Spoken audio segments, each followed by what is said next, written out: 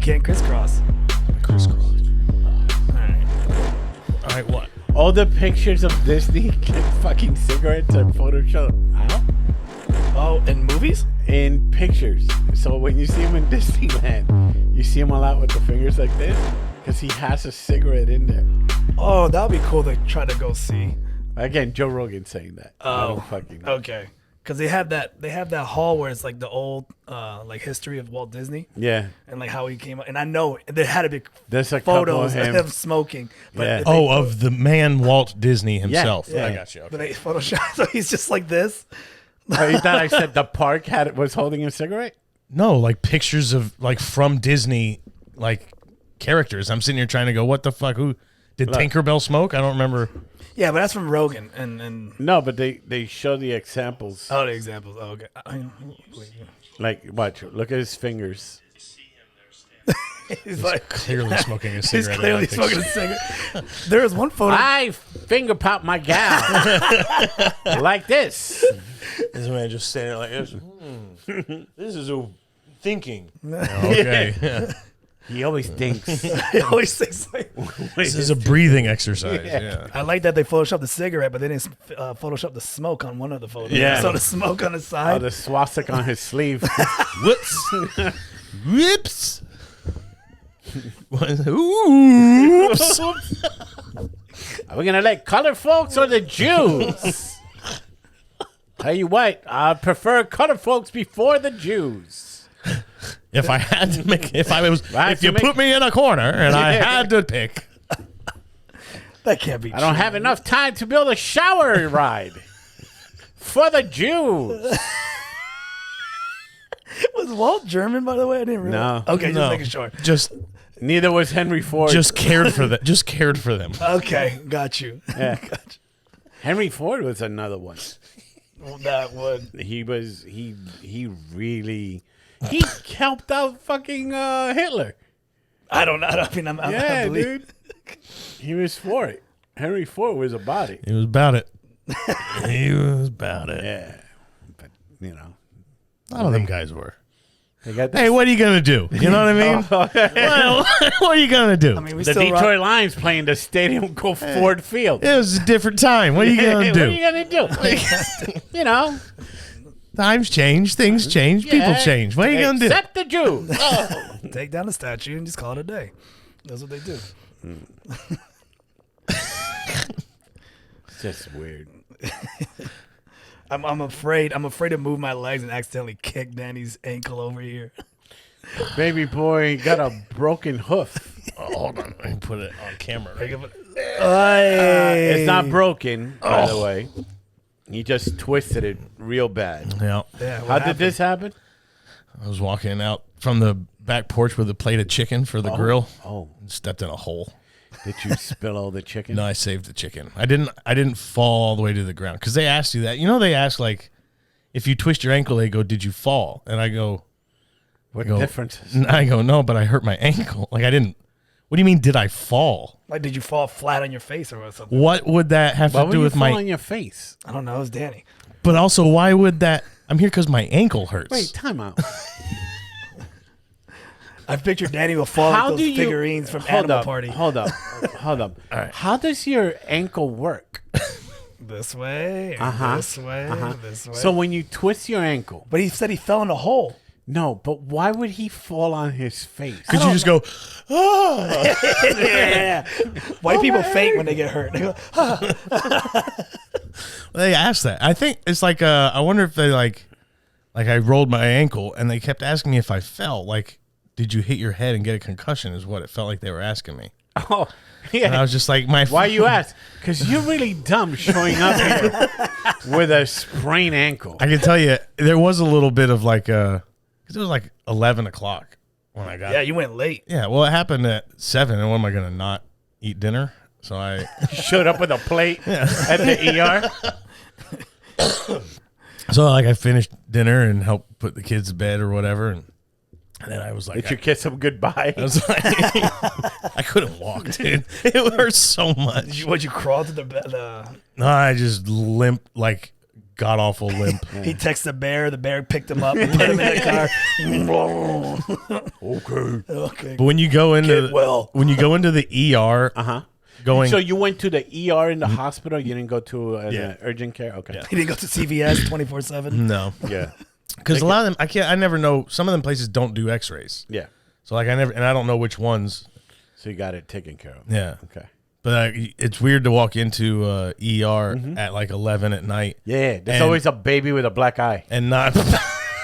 For some reason, every time I go to an ER, like between the hours of 11, 2 o'clock in the morning, there's a baby with a black eye sitting in the lobby. I'm like, what? Did you get into a fight? What happened to this baby? Yeah, goddamn, baby.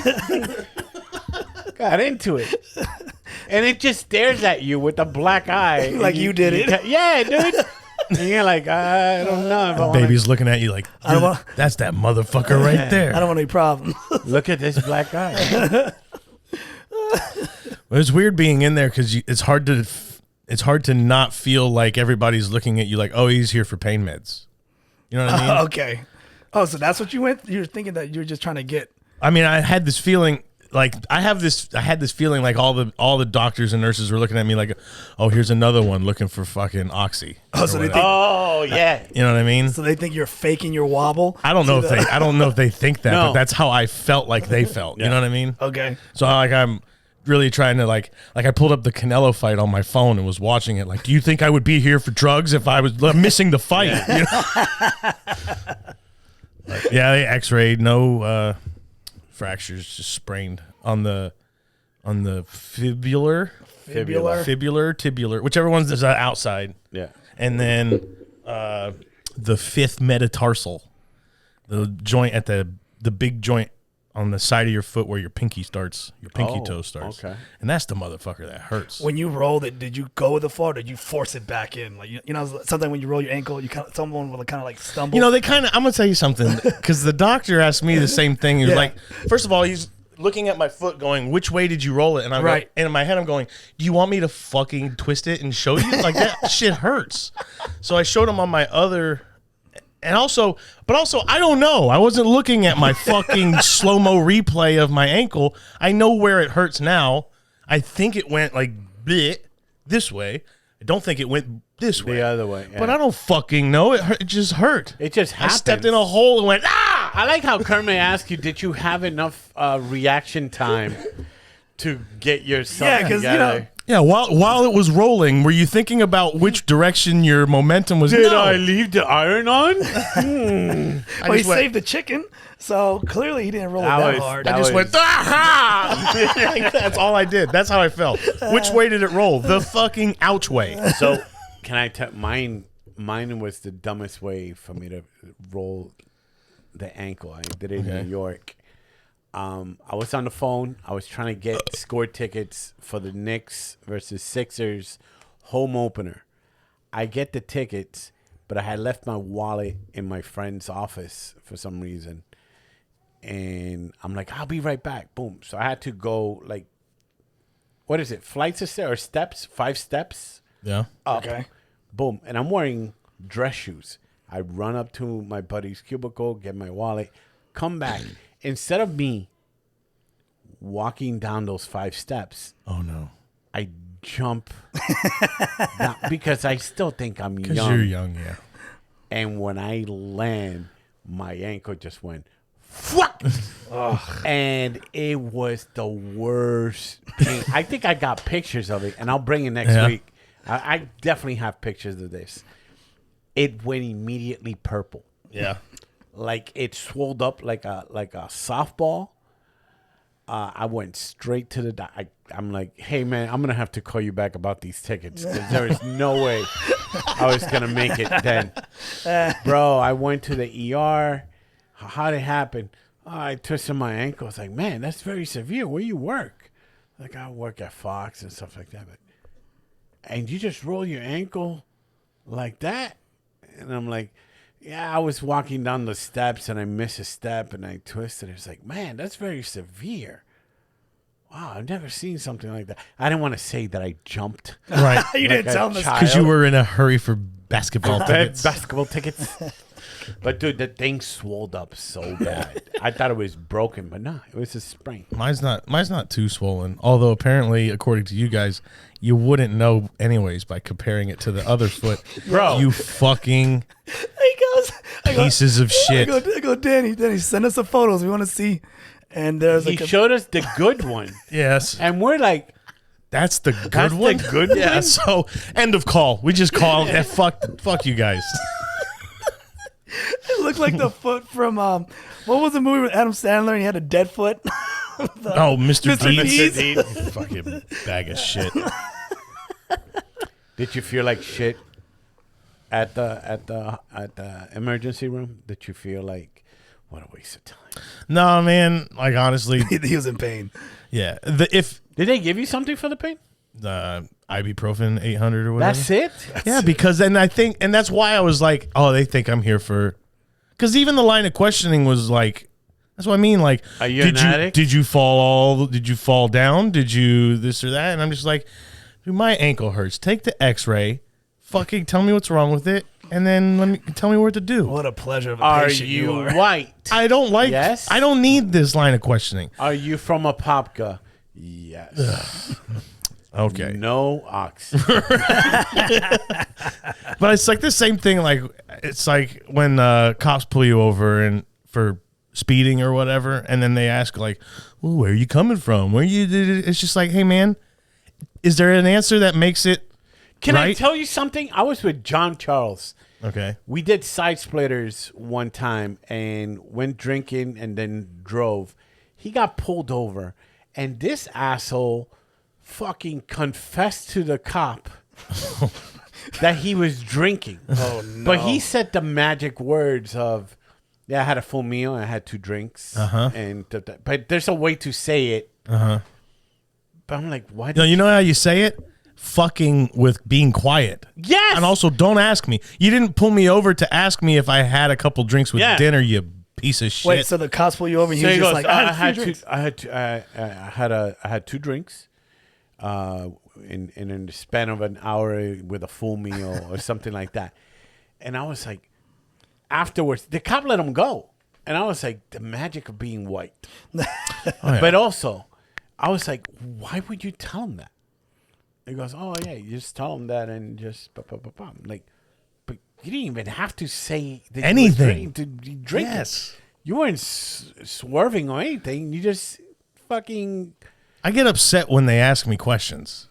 Period. just Yes. basic questions. And same with the doctor. Like, what were you doing? What do you? How are you doing today? Enough with the question. Yes. We don't need to be friends, dude. Stop. What? If the doctor's asking you questions, you're getting pissed. That's his job. He doesn't know you. He has to ask you.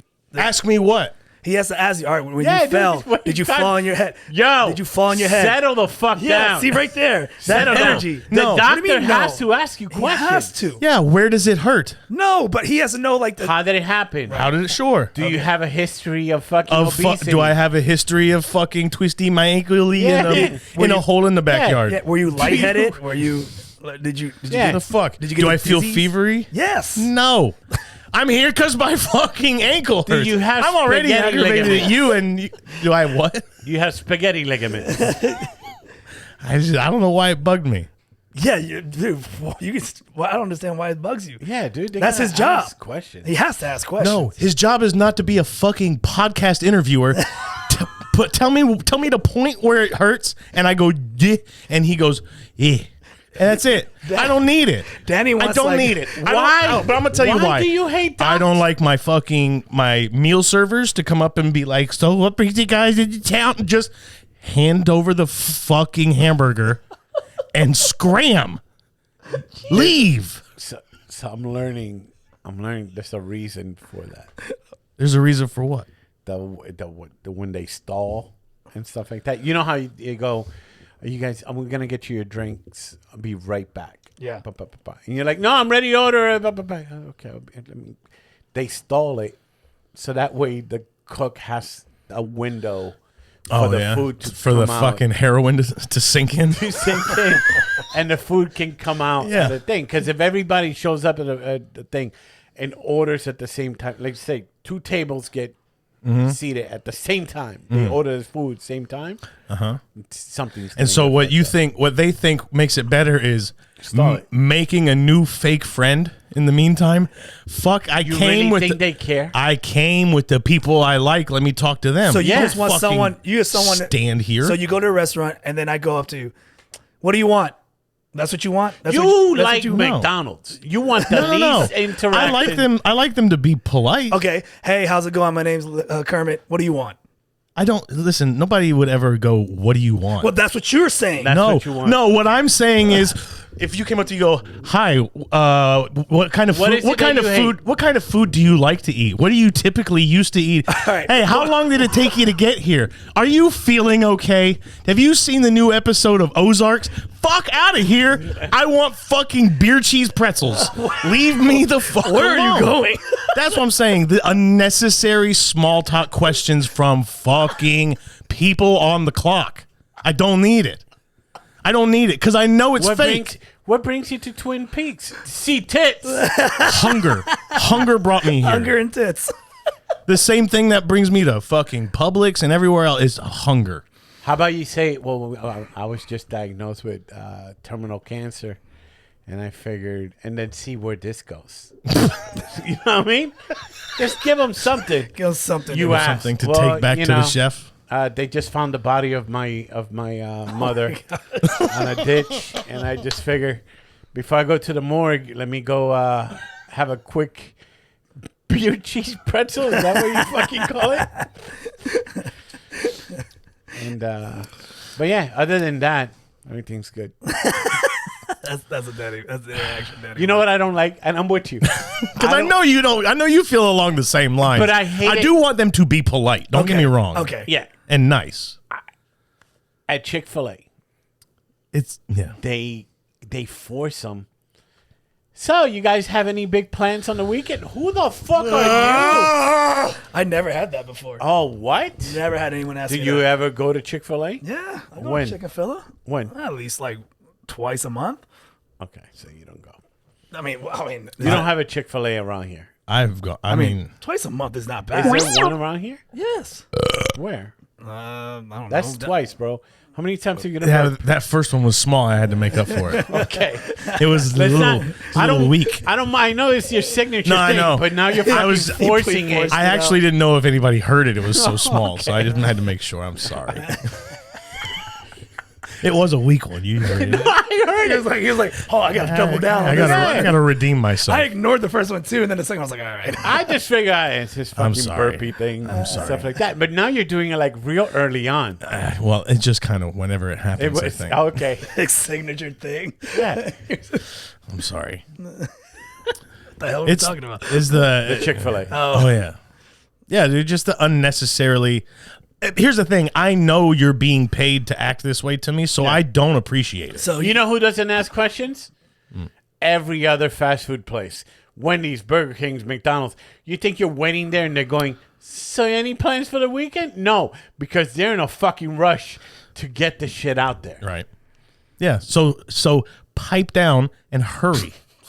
Pipe down and hurry. Jeez. You know what I And mean? you know what's weird? Or just stay away. I don't even need you to hurry. Stay away. At these other fast food places, it's only the person at the window, and they're the ones fucking doing the distribution, right? But when you go to Chick-fil-A, notice there's like 5 or 6 of them Right there at the window. right there. What are they doing? Because they all have a station. One does a but- drink, one does a serving food, one. But why does one person at these ratchet places can get the order out without having an interview? Because there's no care in that food, Pedro. Chicken-fil-A cares. I don't think They caress the breasts of the chicken. Can I tell you another thing that bugs? Since we're on the topic of fast food, Oh, yeah.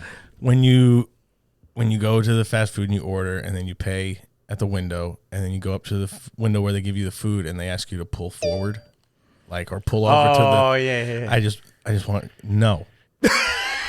Yeah. All right, now you're just mad at the system. No, I for remember what? he did tell. I don't know if we talked about it here or we had it in conversation wise, but yeah, he goes, no. No. No, the answer is no. You did that in person? Yes, why? Because I'm only the person taking the money, not giving you the food. No. The food window Oh, the says food window. pull up. Oh yeah, that sucks. Why? Because their food's not ready. So this is the fucking food window. Mine's backed up. Well, if mine's not ready, then neither is theirs. Fuck? You move me out of the way to serve the people behind me? He wants to mess up their times. That's what it is. They want you to fucking pull off so their little stopwatch looks better. And fuck you. If you want it better, make it faster. Assist them with their times. No. We're creating fraudulent numbers. These are fake numbers. Fake numbers. I don't need you. Look, look. I'm not one of those like you should just work hard. No, fuck that. No. I will sit right here and have you take too long. Be ready. I'm fine with it. Be ready. Have you ever seen that movie, The Founder? No, I don't think I ever sat down and watched it. Check it out. It's a story about McDonald's and stuff like that. Right. And when these two brothers invented McDonald's, they had a fucking system. Oh yeah. Like, you know how mind blowing it was for people to get their food in a bag. I can imagine, because before it always just came out on like a plate or whatever. You would go to a place, right, like a diner, get your burger and fries, right, and boom, off you go. But not anymore. But now it's like, you want me to eat this in a bag? Ugh. Where's my utensils? What am I, a fucking coal miner? Yeah. Huh? What am I, a fucking immigrant? So there's a part with my bag lunch. Yeah. There's a part. Where's the utensils? You don't need utensils. Boy, I said, boy, put my sandwich on a plate, boy. What? Okay. What are we, heathens?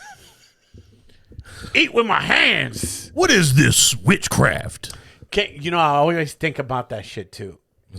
Also, when it comes to sports and stuff like that, because remember back then, people would go to baseball games in suits. Yeah, right. Right? Yep. One asshole showed up in a t-shirt and it took off. They said, I'm going to be fucking comfortable. Yeah. You fucking hot, sweaty, suit-wearing motherfuckers can suffer alone. Yeah. And I'm going to feel fine and about it. Because you don't see anybody going out to the park with the suit and the Tom Landry hat. Right. You know what I'm saying? Yeah. The little fedora. Yeah. Like, yo, dude, imagine if you start going to games again with your suit and a fedora. Well, you remember, I mean, you see footage of it, and if it wasn't too long ago or whatever, when it was time to go get on an airplane, people dressed like they were going to church. Yeah. You know what I mean? Suit and a fedora. Yeah. But now, no. Fuck. Dude. They wear the free shower flip-flops from Planet Fitness. You know what I mean? No. And fucking basketball shorts Can I or tell leggings. You, I would go on slides. I would wear slides. Right. Because I hated the whole taking off my sneakers. Yeah. So I would just go socks and slides.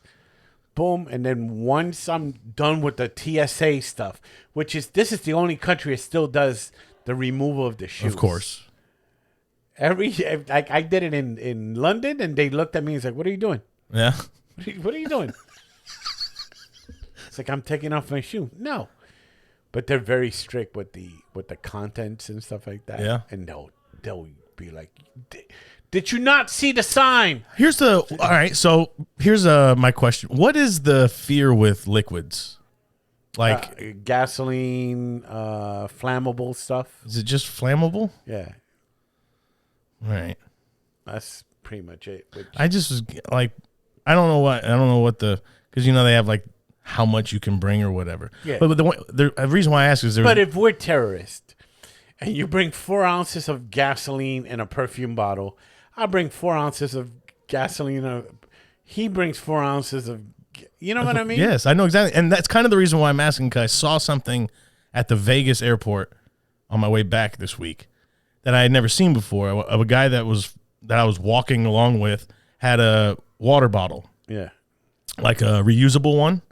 And he had to empty it before he went into security. He could bring the empty water bottle, but not one full. But they have a place for you to dump your liquids. Okay. And I'm just sitting here going, like, like if you there's certain liquids, like if you mix them together, go bang. Like you're asking them to do that right here. I guess it's okay because you accept Do it at do it there, not on the flame. Yeah, but it's even just like it's next to a trash can. Dump your liquids in this. Just a big vat of everybody's fucking backwash water and half a Sprite and stuff like that. Drain. It has to have a drain. It can't be just a bag of water. No, it's it's like a drum, like a 55-gallon drum type thing with a lid and a filter thing on top, and they go. I'd never seen that before. I don't know if it's at all the You just airports. gave them ideas. That's what I mean. Like, why wouldn't you? What can mix with water and explode? Probably not much. You gotta do it early in the morning. Yeah, catch it right away. Watch for the fucking shift change. Yeah. Let's do the intro. Woos. Woos. 1, 2, 3. What are you doing? Are you gonna sing it? Yeah. I was thinking about what I'm gonna say. Hey man, Let me get. And a 1 and a 2 and a 3. What the fuck are you doing? What's going on, everybody, and welcome to another episode of Nah, Dude. Nah, Dude. Episode 140. I looked at it. I don't even know. 140. Real quick, check out NahDude.com. We got the store up. We got a Patreon up. Kermit Gonzalez, Pedro Lima, Davenport. and finally, Finally. Oh, I thought you were going to keep on going. No, go ahead. Continue. We got entrepreneur, hip hop artist, and most important, welterweight UFC fighter, MMA fighter, Phil the Fresh Prince Rowe, everybody. Appreciate you guys. Yeah. Thanks, man. Welcome to the show. No doubt. Like we I said, like how he says most importantly. Yeah. It's like to me, it's like no, dude. It's like Actually, what do you consider most importantly for you? Me? Whenever anyone asks me, they say, "Hey, man, you're a fighter." I'm like, "Yeah, 3 times out the year," you know. But I don't really like. I don't know. I always keep it in my back pocket. Yeah. You know. I feel like I'm just a cool guy day to day, you know. And then when people find out I'm a fighter, it's just like cherry on the top. But I'm not like the other guys that's just like at the bar, like, yo, you know. If someone knows me from fighting, they know me. But I don't really go around like throwing it out. You don't go shadow box at Publix. Just I do. I can't. I know so many people that do that. I can't help that. I do that. It's weird, man. Yeah. Like, I do it all day long. Like, Strawberries 2 for 3. but if I'm in a setting like the brewery by my house, Okay. ton of white folks.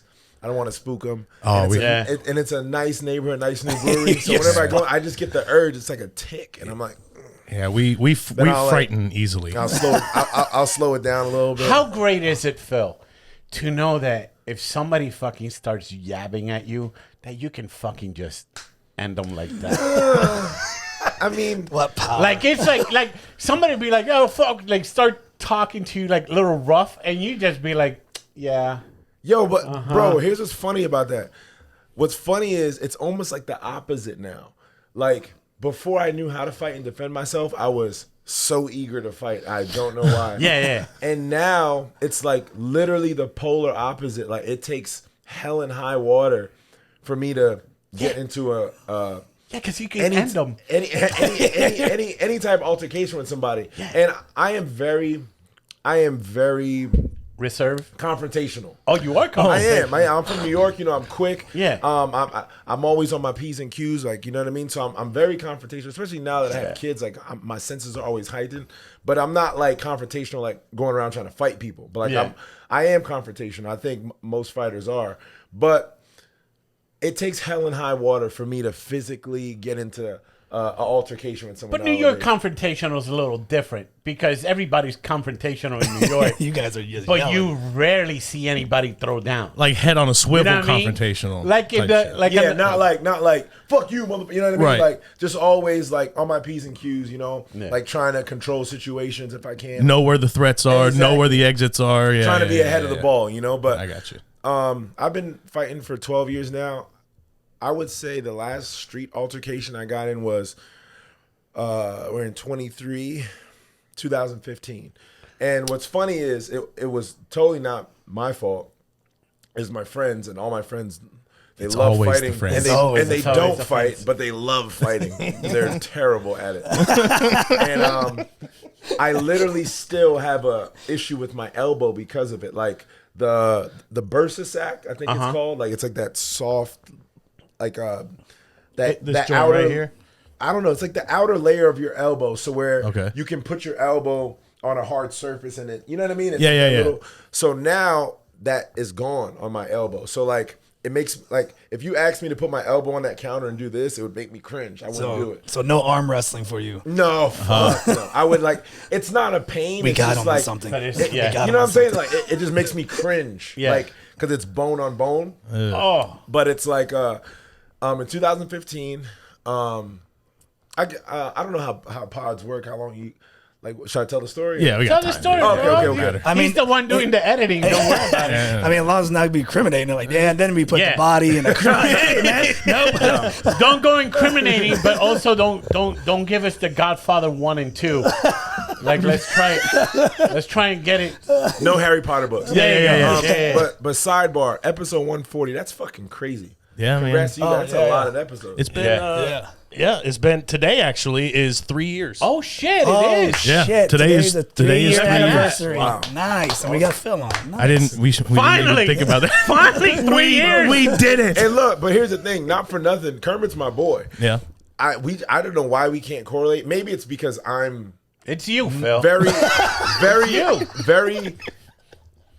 unpunctual. Like it's just hard to get a hold of. And it's never personal. You It's just said like- 11:30. It's 12:30, Exactly. and I said it's 11:30 in Chicago. Right. So technically, he's still on time. Appreciate you, man. But and I want to get comfortable doing things like this because like the further along I go, I know there's gonna be more opportunities like this. And The barbershop one you were doing was very I unique. told him that. the Man. problem is this. One, I am not electronically savvy. Like when it comes to like computers and all this shit, like this shit is crazy to me. You know what I mean? Right. So I need it foolproof, start, stop. So I hate having to rely on people. And I had to rely on people for that pod, and it was just. But I know the idea was dope because as soon as I put it out, people were hitting me up. Dude, I had a neuroscientist. What's his name? Doctor. I follow him on Robotnik. IG. I follow him. I mean, this is like a fucking board certified neurosurgeon. Like he's the man. Dr. Oz. He follows me on IG. He's been following me for years, and he was actually gonna come on the pod. He was.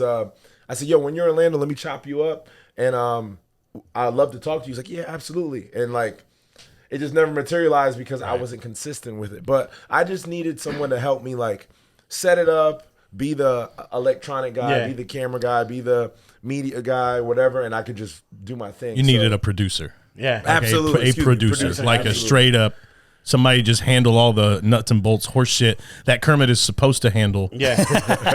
And kind of, I kind of get it. I think what happens a lot with podcasts is that, and I see it in you a little bit, you want it to be perfect, but it's you got to start like the most basic form as possible. If it's gonna be audio, start audio, and then when you want to start, like I hate the video aspect of it. Oh no, here we go. With a passion. He hates it so much. You know why I hate it?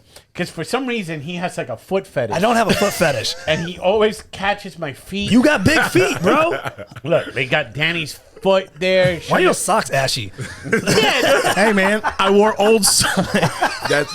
Those black socks been around for a while. Yeah, they've been around for a minute. Kyle got this fucking other thing on my foot. I didn't want it to fuck up my good That's socks. not a sock. That's just your foot. It's black. Oh yeah. But you just want something click and play. Just hit play. Yeah, boom, go. yeah, exactly. And so if I had that, it would be good. But because the conversation's organic, we're gonna be funny. It's gonna be cool. But and I thought it was dope to have the haircut setting, and but maybe I'll get back to it if I can get help, a producer, and but I had Dean Thomas on, I had Mike Perry, I had Julian, so it was cool, That was real cool. But the consistency wasn't there. How did I miss the Mike Perry episode? How did I miss the Mike That's the Perry first episode? one. Yes, Mike is the first one. Yep. Yeah, it's the first Mike. one. I feel like did we watch because we watched some of the episodes here. Yeah. Did we watch? We watched all three. I feel like I missed Mike Perry somehow. We watched Julian one because we got mad because Julian doesn't want to come on our podcast. Oh, that's Yo, right. what's funny is Julian was. I said, bro. I'm going to Kermit's this morning. I said, you should pull up with me. That'd be awesome.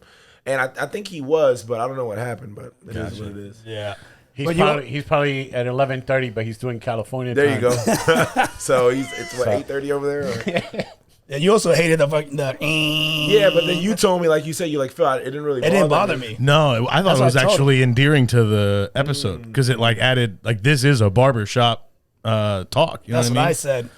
And it wasn't like you're like talking with it. Like you True.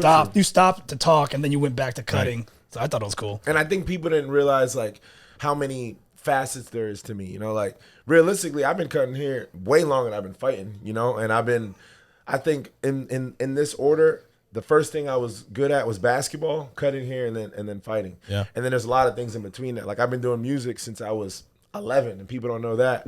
So it's like a lot of fads now. And then like I'll put out some music like, oh, this guy.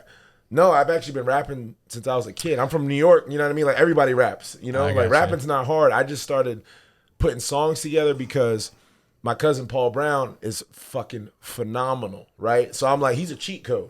I can write a verse. A verse ain't shit, right? But he can make a song, a hook, and he'll make it fire. And then I just trickle on a verse. You know what I mean? So people who don't know better probably look at it and go, "Oh, look at this UFC fighter trying to rap." Absolutely. So even though you've been doing it this whole time. Absolutely. And once again, like if you look at what I'm doing, and I just feel like I stand alone, you know, and I feel like they dropped the ball with me. And I'm gonna be biased for me, but I look at these guys, they're fucking weenies, bro. They're fucking weenies, man. Like, come on, man. Like You're a cool cat, you know what I mean? Like, they're fucking weenies. You see it. Like, you know what I mean? These UFC fighters are fucking nerds, bro. And like 9 out of 10 of them got bullied, and then they, you know what I mean? Like, they're not, the cool guys played football, they played basketball, they played baseball, you know what I mean? Like, those were the cool guys. Okay. You know? They were just like the dorks, and then later on they got there's into a couple meatheads and that you can pinpoint, and then there's a couple of them that is like what's the dude that wanted to have like a sermon in the middle of the fight? Bryce Mitchell. That fucking guy. Get the fuck out of here, my guy. When he first came on the scene, me and Danny like, yo, dude, this kid is fucking crazy. Well, he threw the twister up, and you're like, oh boy, this might be a fun guy to hang around. Oh boy. Last fight, he wants to be like, I want to give $5,000 to Hawaii because I know those fires. Where said then he starts spewing all conspiracy theory. It was fun. And now I'm gonna hold his hand, and you're gonna do a prayer. And the dude's like, "Yo, man, you know how emasculating that is to fucking lose to the guy. And the guy's telling you now you're gonna do a prayer. Yeah, hold my pocket, bitch. look, Bryce is a good dude, man. I think it came from a good place, but like you're saying, get the fuck away from me. Yeah, come on, you just bro. fucked me up, man. You know what I mean? Like, I don't want to pray right now with you, bro. Just my ass. Danny is a good dude. He seems like one. He went along with it, but I know he was like, man, well, if you watch the video, he's kind of like he's trying to see it on his face. You can see it on his face, like when you go over, you know, like if you're around some people or whatever, and they're like, "This is my friend, and he does this," and you're just standing there like, "All right, okay." Like, but look, in a sense, like you just said, like you just whooped the guy, and then it was a little awkward because Mike Bisping wouldn't let him pray. Yes, right? that got weird. So then he's like kind of forcefully sat him down. He's like, let's pray. And then I can imagine what Danny's like. You know what Bryce needs to do? He needs to wrestle like a bear and stuff like that, because whenever these guys from the bear wrestling countries, the Dagestanis, if they decide to pair, they're like, no, do whatever you want. They put the furry hat on and shit like that. They're down for it. Danny is probably like, bow your motherfucking head. Bisping's just like he just turns his eye the other way. He's like, all right, I just gotta move. Bisping's a savage. But funny thing about Bryce, I just lost my train of thought. We were talking about weenies, nerds, weenies, Bryce, Dan. Bullied. No, I was just on a podcast with Bryce Mitchell like 3 days ago. Me, Bryce Mitchell, Mike Perry. We're just on literally 3 days ago. Oh, okay, here it is. Where's this pod at? Over Dogs podcast. But here's the thing. Funny as fucking story. The thing about Bryce is Bryce is a good dude. But I like his humor because I can't tell if he's trying to be funny whenever he's trying to be serious. Okay. Indifferent. And I love that about him, right? So he was telling us a story, and I believe this story. It's the coolest fucking story in the world. He went deer hunting. I believe it. He went deer. He went deer hunting, No, this is an epic story. All right. He went deer hunting. He missed the shot with the deer, right? He had a bow. And he was calling the deer in for 2 hours. And people called bullshit on it. It's like, there's no way you're calling a deer. He called the deer in for 2 hours. He missed the shot with the bow. For whatever reason, he was so upset. He's like, fuck that. I'm going to go put hands on this deer over there. This motherfucker, there was a tree. There was a tree. Bro, I'm telling you, look, I'm telling you. Maybe he fooled me, but I believe him. You got to listen to the story. All right. There's a tree, right? And he was able to get on the tree and slowly crawl to the deer. The deer was sleeping. And he got to the deer and he fucking choked the deer out with his bare hands. Can I tell you something? He and I believe him. Can I tell you something? Go ahead. Danny's gonna confirm he's white. Yeah. So I know it might be, again, this might be a tall tale, but I have a family member who stabbed a deer to death. Jesus Christ. Who got hold of it and fucking yeah. So it wouldn't be that hard to believe. You know what I mean? And he's like, look, it was the female, the doe. He said it wasn't the biggest one, but he's like, damn sure wasn't the smallest. But his coach corroborated it because he texted his coach. His coach is a quarter mile away. Because he had hoof prints on his like, he was like, yo, get over here now. I need your help. I need your help. So he's now he's, when he got hold of the deer, he said he had his front hooks in around the neck and he was choking this motherfucker out. So then he said the rear legs stood up and the deer was just spinning him. And he said he held on for dear life. Then he said his coach finally came, like, I don't know, maybe 3-4 minutes later. And his coach thought he shot the deer, right? And he's like, bro, help me. He's like, I'm going to let him go. He's like, where'd you? He's like, I didn't fucking shoot him. He's like, I didn't fucking shoot him. He's not shot. And his coach still doesn't believe him at this point. He's like, I'm gonna let him go. You ready? And then I guess when they let him go, all the air was let out of him. Like, I don't know what happened, but the deer ended up dying. And the coach was like, holy fuck, dude. I thought you said a deer squared up. Like a kangaroo. What? The deer looked at him. I didn't tap, bitch. And then I guess the deer was like, the deer died or whatever. And I guess they got a hatchet and finished him off. And then the coach was like, oh shit. How like, tough you think that meat is, Danny? Because you're supposed to do like a clean I mean, kill. the quicker the kill, the better. So, because all the acid builds up. But like, I'm sure it was fine. That thing was just like a wallet. Have you gone hunting at all? I want to, and I never have. I was supposed to go with Corey Anderson, and then that just never panned out.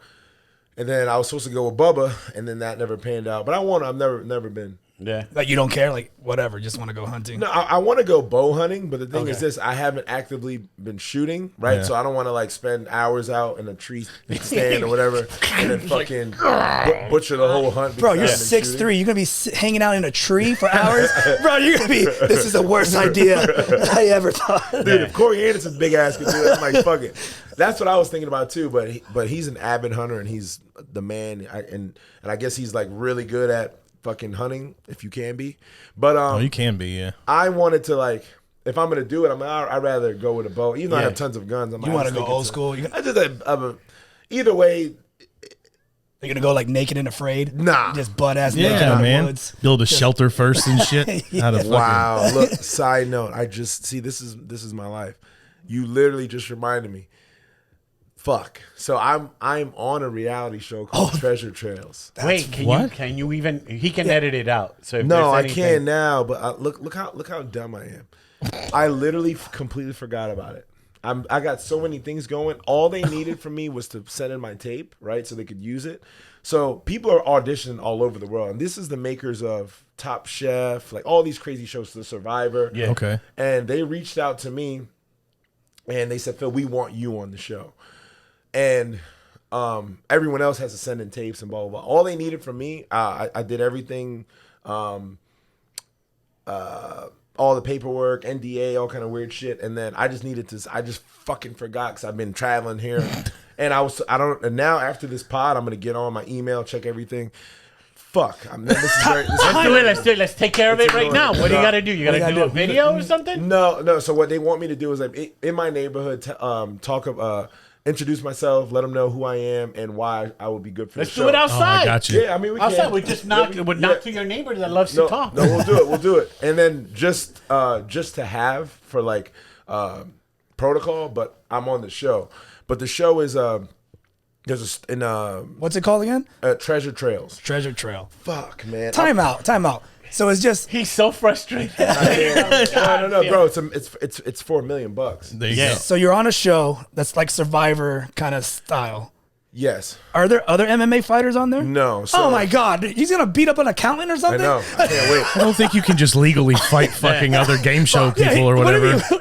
you- At night, everyone. What happened to Jim? I don't know. Everyone's woke. Jim wakes up with a missing. black eye. He has to withdraw from the competition. One by one, the competitors. Yeah, are it's just one disappearing. episode. How did Everybody Nancy- else has to how did withdraw. Nancy break her leg? Fucking slipped in the trail. Got 11 contestants with ACLs just gone. Where's the carpenter? He's sleeping over there. Report time 7 a.m. I was going to people's sleeping bags. No one reports. Everybody's asleep. The game show guy's like, Phil, where's everybody else? I'm here. I win. I'm here. I win. Hey. Give me the money. Yo, I'm not being funny. I'm stressing about this now because No. They hit me up early, and I literally all I was supposed to do. So after this, I'm gonna reach back out to her, let her know I'm still interested. But pretty much, the only thing they didn't give me is the exact location. But they said the second round of everything of auditions, when they have more of the contestants solidified, they'll let me know. But pretty much it's in a forest-like setting. Yeah. It's not Survivor in the sense of I want food or water. Yeah, yeah, All yeah. that is Okay. provided. So I'll have as many. They said as all the electrolytes, drinks, food you need to. that's to sustain dangerous. the challenge. That's too much of advantage already.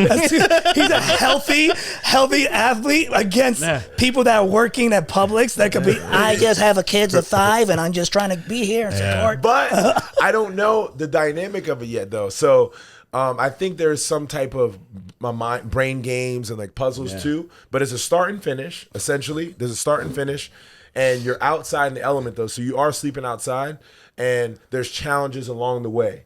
And the last person standing is the winner. So I'm in my head, it's not gonna just be like me being able to beat these people up and win. That'd be too easy. Right. So it's gonna be some type of like fucking brain games. Yeah. And, you know, Solve this riddle. Yo, type shit. Phil's gonna be that kid in school that would be like, "Yo, do my homework." No, what? Do my You're gonna make homework. them solve the puzzles Dude, for him.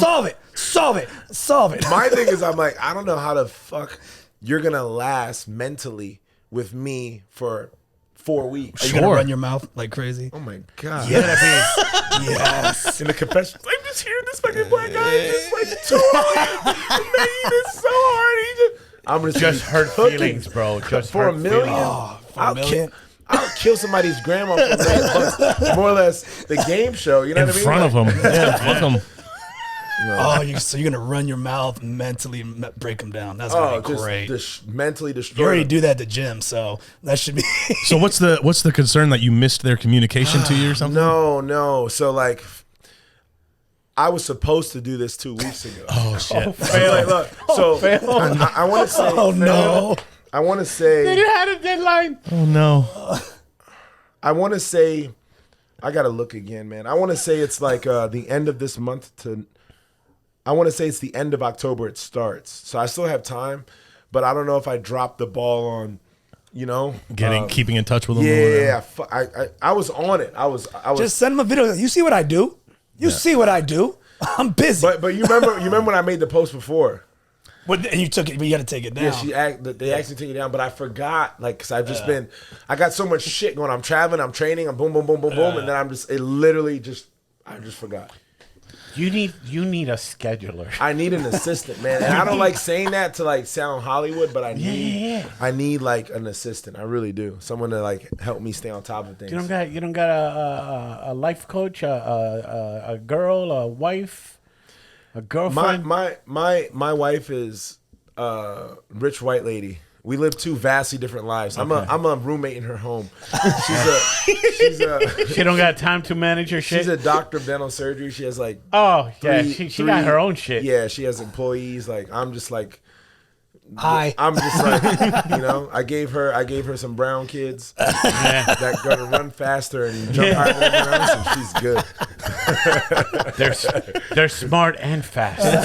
That's it. These doctors have the best vertical in the hospital. Once I seen like No anesthesia needed. once I seen my daughter had a bigger bank account than me, I'm like, Oh what boy. the hell is this? Oh boy. It's like, I'm like, I need access to the account. Yeah. Just no, you don't. Have your daughter be the one. Baby, I need you to set daddy a schedule and remind us. She's 3. It's all crayon. But I mean, but it's There you good go. though because like culturally, I'm a Jamaican dude from Brooklyn, New York. You know what That I mean? explains why you have so many things going on. Exactly. My wife is white lady from West Virginia. You know, we couldn't be vastly different, but it's cool to see the cultural differences and how we now coexist. And like growing up, there's just things that we weren't savvy to, you know? And I see it in her family, you know, and now she's instilling it in my How many kids. brothers and sisters? So I have 3 sisters. 3. So you're the only boy. Yep. Are they Youngest? older? Are you the oldest? I have or- 1 older sister, 2 younger sisters. Okay. It's right in the middle. So but it's cool to watch like my wife dots all her I's, crosses all her T's. You know what I mean? Like, And so I see and just here you are, just dude.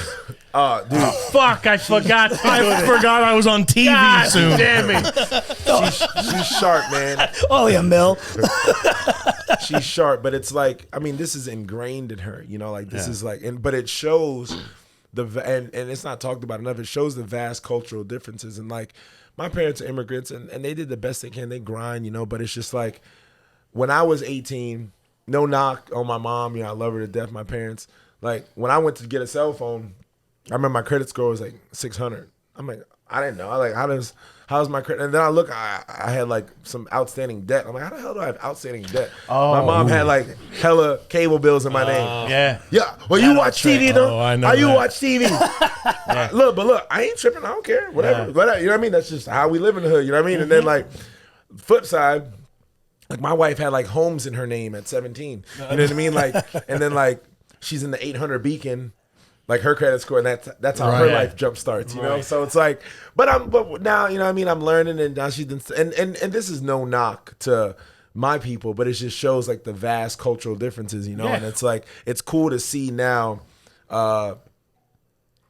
It's That's working being the instilled in system. my It's kids, working you the know? system kind of deal. Well, it's interesting because every once in a while I'm reminded how close white trash is to all of that. Because I know fucking 8-year-olds who have car hauler trailers loans. You know what I mean? Like they have all these shit, like all these loans out in their kids' names and stuff. Like that is a thing we do. It's normal shit. Yeah, man. man. That's normal shit. The number of fucking sit on top riding lawnmowers that a fucking 11-year-old owns in my family. Yeah, dude. He graduated from high school and here's the invoice to John Deere. Yeah. Fuck is this? Yeah, man. So Phil, you say you play basketball, high school basketball, Yes. and when did you decide I'm gonna fight? So it. Did you do boxing? Did you do the PAL boxing, the Golden Gloves in New York? No, Anything like I that? didn't do it. My favorite sport in New York, oddly enough, was soccer, right? Okay. For a long time. And then I really didn't get into basketball until I moved to Florida. And then when I would go back up north, I tapped in, obviously, and then the rest is history. But it's like, it's weird. So like dropping some gems on some people here about my life story. So for me, I feel like God blesses everybody with a gift, right? I feel like everybody is blessed with something that they do exceptionally well for them, right? And it's what you do with that gift, it's on you. You know, I feel like our intended path from Christ is start to finish. I think it's a straight line, right? Very easy. And I think that's what he intends for us, but we defer from the path. And no matter what, if we stay steadfast, he'll bring you back there. But I think what he intends is here to here. And most people drop the ball in their blessing. Me, basketball was my gift, no question. I started playing when I was 9. I was good at 10. Like immediately I was good. And I started playing because I remember we had a field day, and my best friend at the time, this is crazy, you probably never even heard this story. His name is Travis McCaslin. And it's weird because I haven't talked to this kid in years, and I think we're actually still friends on Facebook, oddly enough. And this is when we were 9. And just keeping it a buck, he kind of used to bully me, but we were friends. Yeah. Okay. But he fucking bullied me. It was weird. Like, but we were friends. And I remember there's this girl that I liked. I'm not going to say her name because we're actually still friends. This is crazy. And there was a field day. And so we're in a basketball court, and both classes are sitting down, lined up. And we would run to the middle, grab the ball, run back, shoot, boom, vice versa. And I never played basketball at this point. So the whole schools are outside. And it's my turn, and it's one-on-one versus the other classes. It's fucking field day. The whole fourth grade's out there. Yeah. So I run to the middle, grab the ball, bonk, bonk, bonk. Now the kid scores, boom, the other kid goes. I'm under the hoop, bonk. Oh, no. Bonk. So I'm looking around. I was a crybaby as a kid. So I'm looking around. I blink, you can see tears. Bonk, bonk. The teacher's like, come on, Phil, just keep shooting. Bonk. Now I'm looking, everything's getting slow motion. Bonk. Oh, no. Bonk. Everybody's laughing. I look, my best friends with the shorty I like. Oh, no. I'm crushed. I blink. Tear. Bonk. Bonk. I get it in and run back. We're sitting down. I'm just like... Fast forward, I told mom, I said, I need a ball. I said, fuck that. I'm going to be amazing next year. I got a ball. I dribbled in my porch all fucking day, all summer. I got back the next year cooking everybody. Mopped them up. Cooking. Just taught myself all day, every day. Field day next year. Come here. Boom, boom, boom. Cooking. And then I was just good in that point. And I literally was just always better than all the kids in my grade. He's fifth grade doing the fucking Dude, Isaiah Ryder fucking. Between the leg. And that's how I started playing. Then I was just good. But my problem was this. Guys say this all the time. You probably heard this. Someone says, I could have been in the NBA. I could have been. Yeah. There's 4,274 men that have ever dribbled a basketball in an NBA game since its conception in 1949. Okay. You're going to win the lotto before you make it to the NBA. And I truly believe right now, still, if I applied myself how I do to MMA, I would have been in the NBA.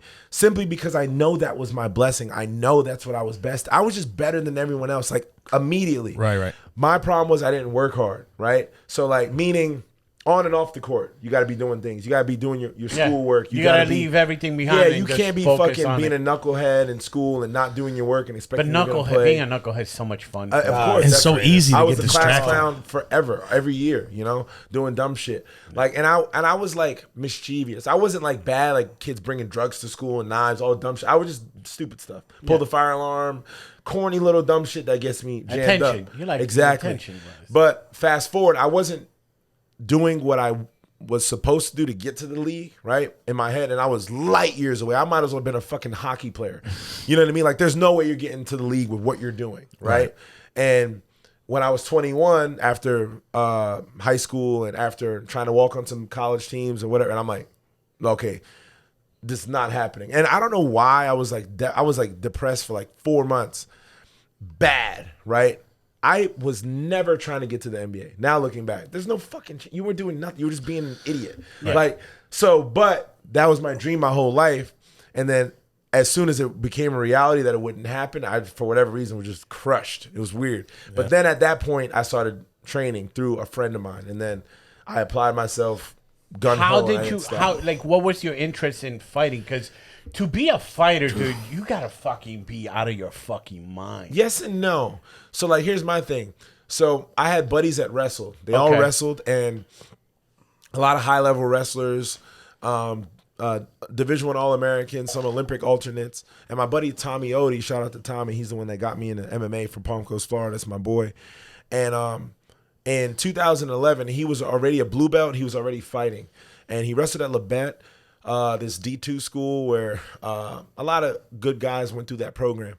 And I always enjoyed fighting. I remember vividly in like 98, I would watch the UFC at my friend's house in the tapes at 8 years old. And but you never did boxing or anything like that. No, but I always randomly now looking back, like I always had the craziest interest for it. And I remember, you guys are older than me, and you would know, like, you couldn't go on YouTube and see people getting stomped out. Like, you have to get the tape. Exactly. But when that first started happening, like on the internet, that was kind of still taboo. Sure. So, like, I remember the first time I saw a guy mounted and punched in the face, it was a big deal. Like, you know what I mean? Think about how saw the that sense on bump fights. Think about, I remember bump fights too. But think about now, like, if you saw a guy being mounted and punched in the face, it wouldn't be shit to you, right? You'd be like, oh, he's getting punched. Right. But think about you seeing that when you're 18 years old on video. What is it, Mark Coleman, the fucking ground and pound? Oh, yeah. Yeah, when that motherfucker started, we're like, holy shit, this guy just pins him down and beats the shit out of him. It was the greatest thing. Amazing, but not even from a UFC standpoint. I mean, just videos. Like, you couldn't see that Like shit. just World Star type videos or whatever. Just I got you. Think about the first time you, as a teenager, watched a video with a guy just on the ground getting his face rocked. You're like, what the Yeah. fuck? It was Rodney King for me, but it's Yo, hang on one second. I mean, it wasn't. I didn't. I'm not gonna pretend I was happy, but I was just like, wow. Get the fuck out of here. Oh no! Oh, he's losing. Stay down! Stay! You saw the trainer from Rocky just be like, throw the damn towel! You guys are comedians, right? Sorry. But you get what I'm saying. I know what you mean, yeah. Like, I know what you the mean. first feeling was like taboo when you see it. Like, yo, what the fuck? You know what I mean? Like, first time I saw someone getting curb stomped, you guys are older than me, so you should know this. You remember steakandcheese.com? Steakandcheese.com. How the fuck y'all don't remember that? I must have missed that one. I'm 33. How old are you? That's some New York shit. How old am I? 36. How old are you? 47. How the fuck you don't remember steakandcheese.com? I don't remember So Steak look, and Cheese. I was Rotten.com. We had. yeah. So it was around that, but it was before Rotten. So look, Okay. you're how old are you? 41. 41. So look, I'm 33. When I would go to my cousin is my godbrother's your age, right? And he had the computer. He's in Co-op City in Bronx, and steakandcheese.com was World Star before World Star. No shit. You don't remember? Look, like You over there trying to actually buy a sandwich. I'm on a steak and cheese sandwich. Holy shit, this guy get his head knocked out. Cheese.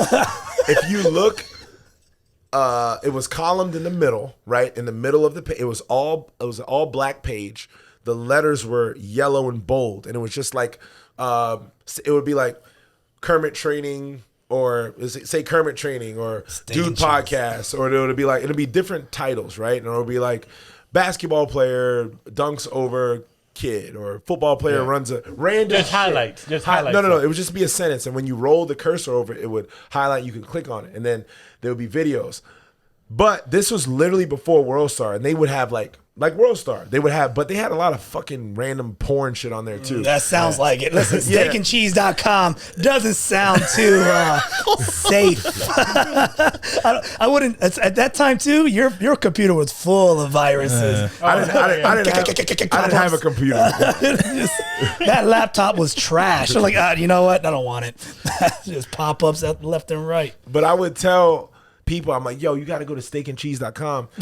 And I would look at it because they always had crazy fights on, like crazy shit before bum fights, like crazy fucking fights on there. You would see guys get curb stomped. You would see fucking people getting murdered. Like, Jesus, dude, this is Lord. before. So that was Rotten.com. It was, but Ryan was only pictures, right? No, it was They did have some videos. But Ryan was mostly pictures. There was a lot of pictures. Faces of death stuff. But wasn't it mostly pictures, Ryan? Maybe. It's been a long I time. don't know. Tub Girl was a video. I remember that. The one that scarred me was that guy, that damn jar, the pickle jar. Oh, That was one man, one disgusting. jar. Yes, that was too much. I don't remember that shit. That's good. Yeah, let me Boy show takes you. a jar and he fucking puts it in himself. Oh, my God. And the jar breaks. And it cuts him up. And then there's a pool of blood. Like Saul. Fucking. You can guess that. I'm not watching that. I'll show you. Hold on. It's bad. So that's interesting because I remember we played basketball and stuff when we were kids too, and I remember seeing And One for the first time. Oh, and just going, and I had never seen a clip of And One and going, oh, that is like a whole other thing. Like it. So I'm assuming that was the same. I mean, I wasn't a basketball player, but like I had this. Like all I knew was fucking like NBA basketball, Right, no, maybe college basketball. And One flipped it. And I watched these guys and I go, holy shit, it's not just fucking pick and roll or triangle defense. These guys can be fucking amazing artists or do some wild shit, whether it works or not. A lot of traveling. A lot of traveling. No calls. A lot of non-calls in those N1s. I think that was probably the most euphoric time of my life, like during N1. When N1 first dropped, N1 Volume 1, 2, 3, 4, NBA Street, 1 and 2. I think literally that was like the funnest time, that era. You know, like epic. Rest in peace to Quentin Daniel Smith, one of my best friends. I was my sister's boyfriend growing up. He's from New Lot Projects in Brooklyn, and he made it on N1 Mixtape Volume 4. What was his name? Q-Ball. Q-Ball. So he was. There was 2 kids on N1 Mixtape, Volume 4. Volume 4 is you see a lot of them wearing the blue uniform, blue, white, and gray. And he was, I think when he passed away, he was only like 5'7" or something like that. So at the time, he was like, I want to say Quentin was 14, so he was like maybe 5'3", and he crossed Hot Sauce on Volume 4. So if you ever can go back, you can. Volume 4, he has the huge shorts on because they didn't make anything for him. Yeah. And he's dribbling at the free throw line. He throws it off the backboard, catches it, puts it on his belly, and opens his hands. And he kind of made Hot Sauce spin around. But that was our boy. It was crazy. Hot Sauce, also known in the NBA tryouts as Ketchup. Do you know that story, Phil? No. Philip Champion? No, I don't. So during the N1 height, right, they invited some people from N1 that kept saying, I can make it in the NBA, like you were saying. So when they did a tryout with the NBA guys, they turned Hot Sauce into Ketchup. Fire. Because of how, like, vastly all different. that stuff is completely different. It didn't work in the NBA as much or whatever. Yeah, I think the only one, there's like a handful, but Rafer Alston. Yeah, who was Skip to My Lou. Yeah, was the only one that like really made it. Yeah, so AO, I don't know if you remember AO. Yeah. So AO and Headache tried out. They were close, right? And AO was probably the only one that could have played in the NBA. I remember he had workouts at the Seattle Supersonics. Rafer Alston too, but the thing about Rafer Alston was in the league. He played college basketball though. Yeah, he did. Fresno. Dumb as a box of rocks. He didn't do anything. Oh, poor guy. He did no work. Literally, he did zero work. I had friends with he literally did nothing. There you go. It's what happens. That's what happens. Pretty epic. But he was a guy from the hood, and they were trying to let him make it out, and he did. Yeah. But AO had hella tryouts with NBA teams, and he was close. Hot Sauce is trash, so check out the 30 for 30 that they did on N1. I've which seen them all. is great. Yeah, I've seen them all. It's great, and then they talk about that tryout. Yeah, but any real basketball player, like Hot Sauce was revolutionary in like the street ball shit, right? Mm-hmm. Just watching them, but like even just watching him back then, you could tell he couldn't hoop. You know what I mean? Like for real. Like just watching his moves and how he, like you could tell hoopers would tell you the guys that could play. AO, Headache, Half Man, Half Amazing. One of my favorite select things, few of them could play. One of my favorite things is, fans are fans and they're gonna talk shit. Yeah, of course. How they talk shit about like Brian Scalabrine for like and then Brian Scalabrine's go, you want to talk shit? Meet me at the court. Yeah. Scalabrine's like the 11th, 12th guy in the NBA. In the NBA. Mm-hmm. So he'll meet up these guys in the gym and stuff like that and record it. And you can catch it. It's on YouTube. Yeah, all he the time. fucking cooks them. Oh, so bad. Makes them. Oh, just. That's the people don't understand the skill level and the ability of professionals at their job. Like this dude, they're killers. Even low end professionals. It's like every year, especially when Alabama was at their peak, they would always go, they should have Alabama play the worst team in the NFL, and it's like they would get fucking smoked. Yeah. They would get smoked. They're insane. It happens to all sports. I mean, MMA is big on too. But they have people that be like, man, this guy's in the UFC or PFL, I could beat his ass, and then they go and you're like, no, you're not on that level, bro. Like Bradley Morton, I see. But now, that dude. Yeah, now he does it for like clout. I don't think he really believes it, and like, but for me, the way he like comes at these guys is comical. But also, he will never look a guy in the face that's his size. So like, and his big thing is like, I'm 100 pounds bigger than you. Like I seen him, Cheeto Vera. I like how Cheeto Vera nipped him. He's like, I would kill you, bro. but my thing is this. I obviously like he has the internet cloud. He's millions of followers. I would take his manhood. I could if I wanted to. Right? I literally could. And look, I walk around heavy as 200 pounds. He's 250 pounds. But I'm a welterweight, right? I think that's a fair trade. You know, what about a welterweight? You're always like, I'm 100 pounds bigger than you. 50 pounds is a lot, Sure. right? I could literally handle you like I handle my wife, right? Literally. No, literally I could. Make sure you edit that out. You don't need that evidence. I literally, but then I see like guys Like in a playful way, he means. Like he could play with them. Yeah. no, but like Bradley Martin, like it's funny to me when I see him, you know, and he's like always calling these UFC fighters out. But now, like I said, I think he does it jokingly. But he's like, man, I'm big, but I would love to like exhibition spar him. Or there's a clip of Kermit's friend Brian Callen, 50-something years old. The dude's like 5'5". Oh, that's your boy. And The kind of like, okay. I saw that. And he held swept on. him. Held on. He pretty much flowers. How old is that dude? 50-something. 50s. Yeah. Plus? Yeah, plus. Yeah, he's like 52, 53. Wow. Something. Yeah. If you guys don't know, I don't know that dude. I just see him online. Funny guy. He 100% trains. No question. Yeah, yeah. Oh, Brian? Yeah, Brian trains. No, does he? Yeah. Oh, okay. He's Yeah. like a blue belt, maybe. Not at least. At least. I don't know his That's record. awesome. Look, all I saw was that clip you're talking about, and he, from his wrist, he pretty almost swept him. Right. So he like trapped one wrist.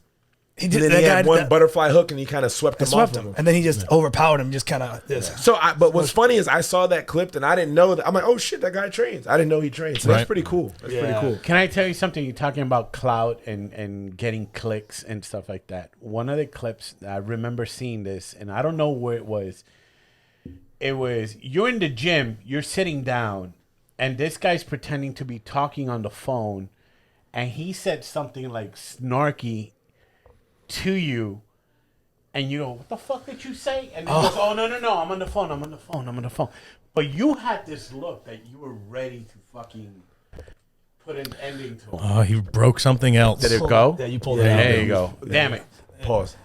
So you had that look like, what the fuck did you say? And the guy, like, real quick, no, his phone is a bit. Yeah. Did you see, this just happened recently. Oh. This guy was doing one of those online pranks and was doing it to the wrong guy. And he just puts a phone in the guy's face and just doesn't say a word, just follows him. The guy said, get away, pushes him. The guy kept following. The guy pulls out a gun, shoots him in the leg. What? Quit thinking about my twinkle. What's that? Quit thinking about my twinkle. No. Quit thinking about my Get twinkle. out of my face and call cops on me. Stop. Quit thinking about my twinkle. Stop. Yeah. Bow. Yeah. Yeah, sorry. Shoots him in the leg.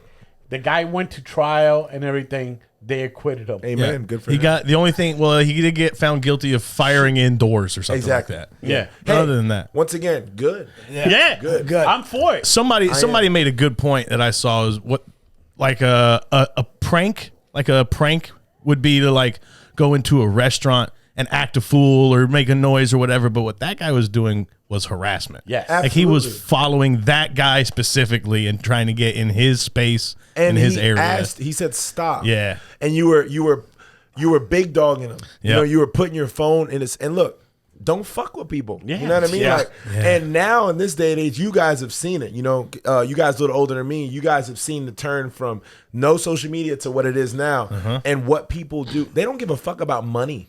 No one cares about money. They literally, attention gets people killed. Likes and wild. clicks. Look, ready? And look, and I'm just shooting it straight. There's a dude, I'll probably get a little gripe for this, but he, I see a lot of guys doing this, and I'll be more vague. I see a lot of guys doing this. He can edit it out. So I don't give a fuck. I don't give a fuck. You know. And I'm Phil's gonna be Phil. You know, but I see guys. They do like the Chris Hansen bits, right? They'll pretend to be a girl or boy, and Okay, then they'll reel someone in, right? I'm all for that, right? You're trying to get pedos off the street. Yeah. Sure. Fuck Okay. pedos, right? Right. Of course. Of course. I would stomp someone's head to the white meat for Yep. my kids.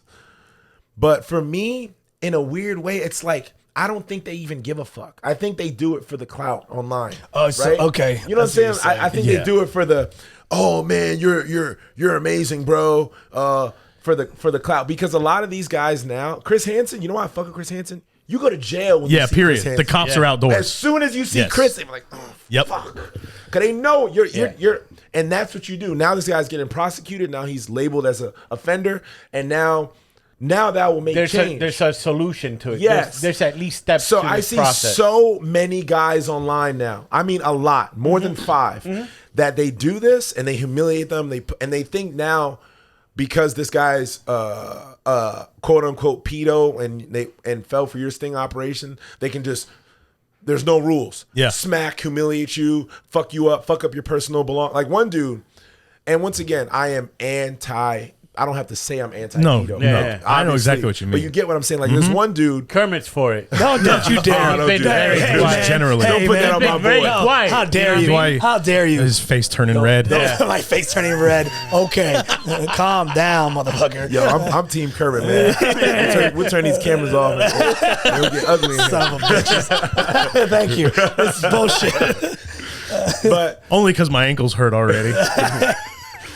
I seen one and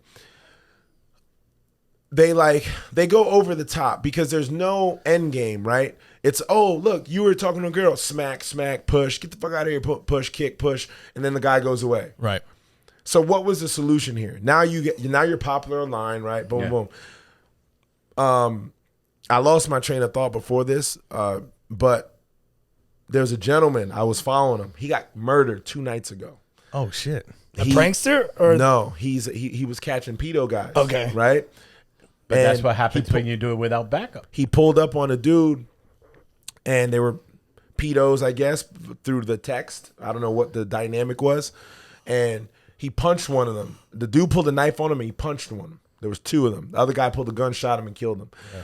And then everyone's like, in the comments I see, people need to know what he died for. I'm like, he died. What did he die for? He died for clicks, which is the sad. Look, and I hate saying that, but that's why Right. he died. Because I mean, would you be doing that without the coverage? If you gave a fuck, you would link up with with law authorities. enforcement, Yeah. and you would do it for the right sure. way. The- So like you have a family in your own right, and now your kids grow up without a dad for what? For fucking Instagram? How do you clicks. feel? How do you feel? Because me and Danny have a feeling about this when people do good things, but they do it for the. Go ahead. No. I have something about that too. So, I have a huge heart, right?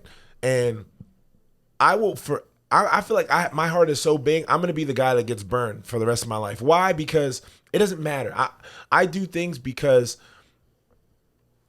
Christ instills it in me to do it, right? So here's what the Bible says, right? And I believe in the Bible wholeheartedly, right? I fall short every day, but I try to be better, right? I ain't perfect. I fucking curse. But I try to live righteously, and I will fall short, but I try my best, right? And God knows my heart is sincere. He knows that I try. But now I'm in a weird space because I have a little bit of a platform, right? I got people in Ireland and Italy and Dubai hit me up. Hey, man, I watch your fights. I do this move because of you, right? So now I have a little platform whether I like it or not. Right. I do a lot, right? In the community. I go to schools. I talk to troubled kids. I'm tapped in with Diploma Plus High School in Coney Island, like where the quote unquote bad kids are. And because I'm inclined to, every one sneaker I buy, I give away 2, right? And people don't know a lot of the things I do. And then people around me like, look, Phil, you got a platform now. So you need to document these things so people know what you're doing. And I felt a certain way about it because I'm like, I'm not doing it for that. Then shout out to Brian Smith with the UFC. He's in charge of public relations and charity. And my brother, he's like, look, man, we can help you if we know what you're doing, right? So the UFC is a mega platform. I'm this big compared to the UFC. So now if you look, they did an article about me. Phil's in the, he's a philanthropist. He's doing this, blah, blah, blah. And now it reaches a broader scale, right? So I had to get out of my shell a little bit with showing people what I do. Sure. So now I have a little bit more help and more sustainability for what I'm doing. And the idea is, or should be anyways, that you do it for the right reasons. And if it's visible to others, maybe you inspire them to do some of the right reason type That's shit too. a difference. That's why I do it. But look, there's some others. And though. here's an answer. some others. There is. But look, here's an answer to you. So you cannot expect, you can't do good things, right, and expect to be blessed, right, when you're bragging and boasting about it. But look, so if you know someone in need and you help them out, right, and you post about it, and then you have people, man, you're such a good dude, you're an awesome guy. That's where your blessing ends. That's your blessing. That's right? it. Your blessing is that notoriety on Instagram. So that's where it stops. So if that's what you're in it for, cool. Hey, look, at the end I'm of the day, addicted to blessings. Yeah. look, at the end of the day, I'm gonna pay somebody's toll behind me. at the end of the day, Me. Me. That's not what a- I hear, Phil. it's not a bad thing though, right? Because people are still getting help, but your blessing ends there. You can't expect Christ to work in you and work through you when you do things like that. That is your blessing right there. That red heart on Instagram, the you're the man. That's it right there. So if that's what you're doing it for, That's your cool. That's where it that's ends. your payoff. But once you do it from here, right? You can't. You can fool Kermit. You can fool me. But you can't fool that guy, right? Yeah. So once he knows your heart, he knows if you're sincere or Definitely not. fool me. It's Well, so can I easy. tell you? It's Can I so tell you easy, yeah. that the reason why Pedro goes, me and Danny have is because Kermit doesn't do anything nice for anybody ever. You son of a bitches. Listen, I do enough. Danny Kermit's does a good this dude. shit. Danny will see somebody stranded in the middle of the highway, and he'll pull to the side and help them out. Pedro and Kermit know that that's a fucking serial killer. You just keep going. You keep driving. Yes and Danny no. finds out. Yes and no. I find out. So far, so good. You're like my pops, man. Yeah. Like, and the older I get, I see more of me and my dad and me. And like, I remember growing up, people think he's crazy. I remember growing up, like, my dad pouring rain. My dad pulled over and let a guy in the car with us, right? And helped him out. Next thing you know, this guy ends up becoming a family friend, fucking ends up getting a good job, changing his life. But I've seen crazy, like, I've seen that growing up. I've seen my dad always helping people out. Because this is so questionable. You have no idea how many people, because I used to work construction. We'd start at 5:30 in the morning, Right. have to leave at 4 and go to the gas station. You have no idea how many rides I've given complete strangers from a gas station at 4 o'clock in the morning and just give them a ride I believe it. and hope for the best, dude. But and, look, and never, so far, like I said, the worst far- is like, the worst is they smell. So far, none of them have fucking tried to kill me or anything like that. And it's all good. Because you look like one of them. So they're just kind of like, he's one of us with a car. They're probably wait. This motherfucker's gonna kill me. You know May what? not make They're any probably sense. thinking the opposite. Yeah. Look, all jokes aside, whether you believe it or not, that's Christ, Yeah. right? That's Christ. He sees the good in you, and he's taking care of you. He's protecting you because you're doing His work, right? Hell yeah. And that's what it is. No matter what people say, no matter what people are jonesing on you for, Right. He is gonna take care of you in that setting because you're doing something for Him. See? Period. You know, I don't care what people say. I know that's what it is. You know. He took care of that ankle for you last night, too. Oh, man. It's a reason. No, but he reason saved. did Saved the chicken. He saved the You chicken. know what I'm that you're saying? I supposed didn't to drop cook. the chicken. Oh shit! Danny just got back from Vegas, and you wanted to talk about the airport in Vegas. So, because we know the trend lately, or one of the things that's made its way around like TikTok and all these things is those people having complete meltdowns on planes. Yes. So I thought I was about to be in one of those. I thought I was so close. The girl next to me, she was having a full-on anxiety attack. Because our flight was a little late leaving Vegas, and we had a layover in Dallas. We had to switch planes. But on the way to Dallas, before we landed, because our flight was late, we didn't have, the spot wasn't ready or whatever, so we had to circle the airport.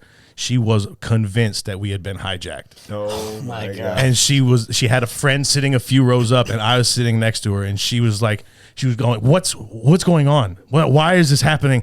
Did somebody get the cockpit? What is happening? I'm just like, hey man, this is good. But she's looking down, and we see the same lake like twice because we had to circle. Like, I already saw that lake. Why are we? What are we doing? And I was just like, yo. And they finally said, prepare for landing. And she just was like, But I thought for sure, I had the phone out. I was like, I'm about You're ready to to make a record. fucking TikTok in this bitch. Bro.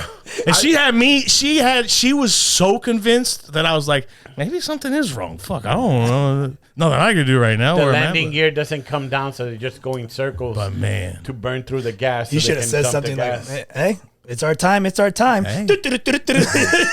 Our plane's That's video what I game. do when I get on a plane. As soon as I put the seatbelt on, I go. Wake me up. Go to one sleep. way or the If I other. wake up or don't wake up, you either wake up I on. can't control it. It's out of my hands. I used to have a lot of anxiety on the plane, but I dealt with it. But my buddy, shout out to Maha Mike. I play Call of Duty with him. Okay. And he's a pilot for Southwest. He's kind of put me at ease. So he's gotten a couple fights in, Right. in that plane. But these Southwest flights are no joke. That's what I was on. Dude, that's better than the welter division at the UFC. The number, hey, bro, the number of people who walked onto the plane. This is Southwest, and it's been around for a long fucking time.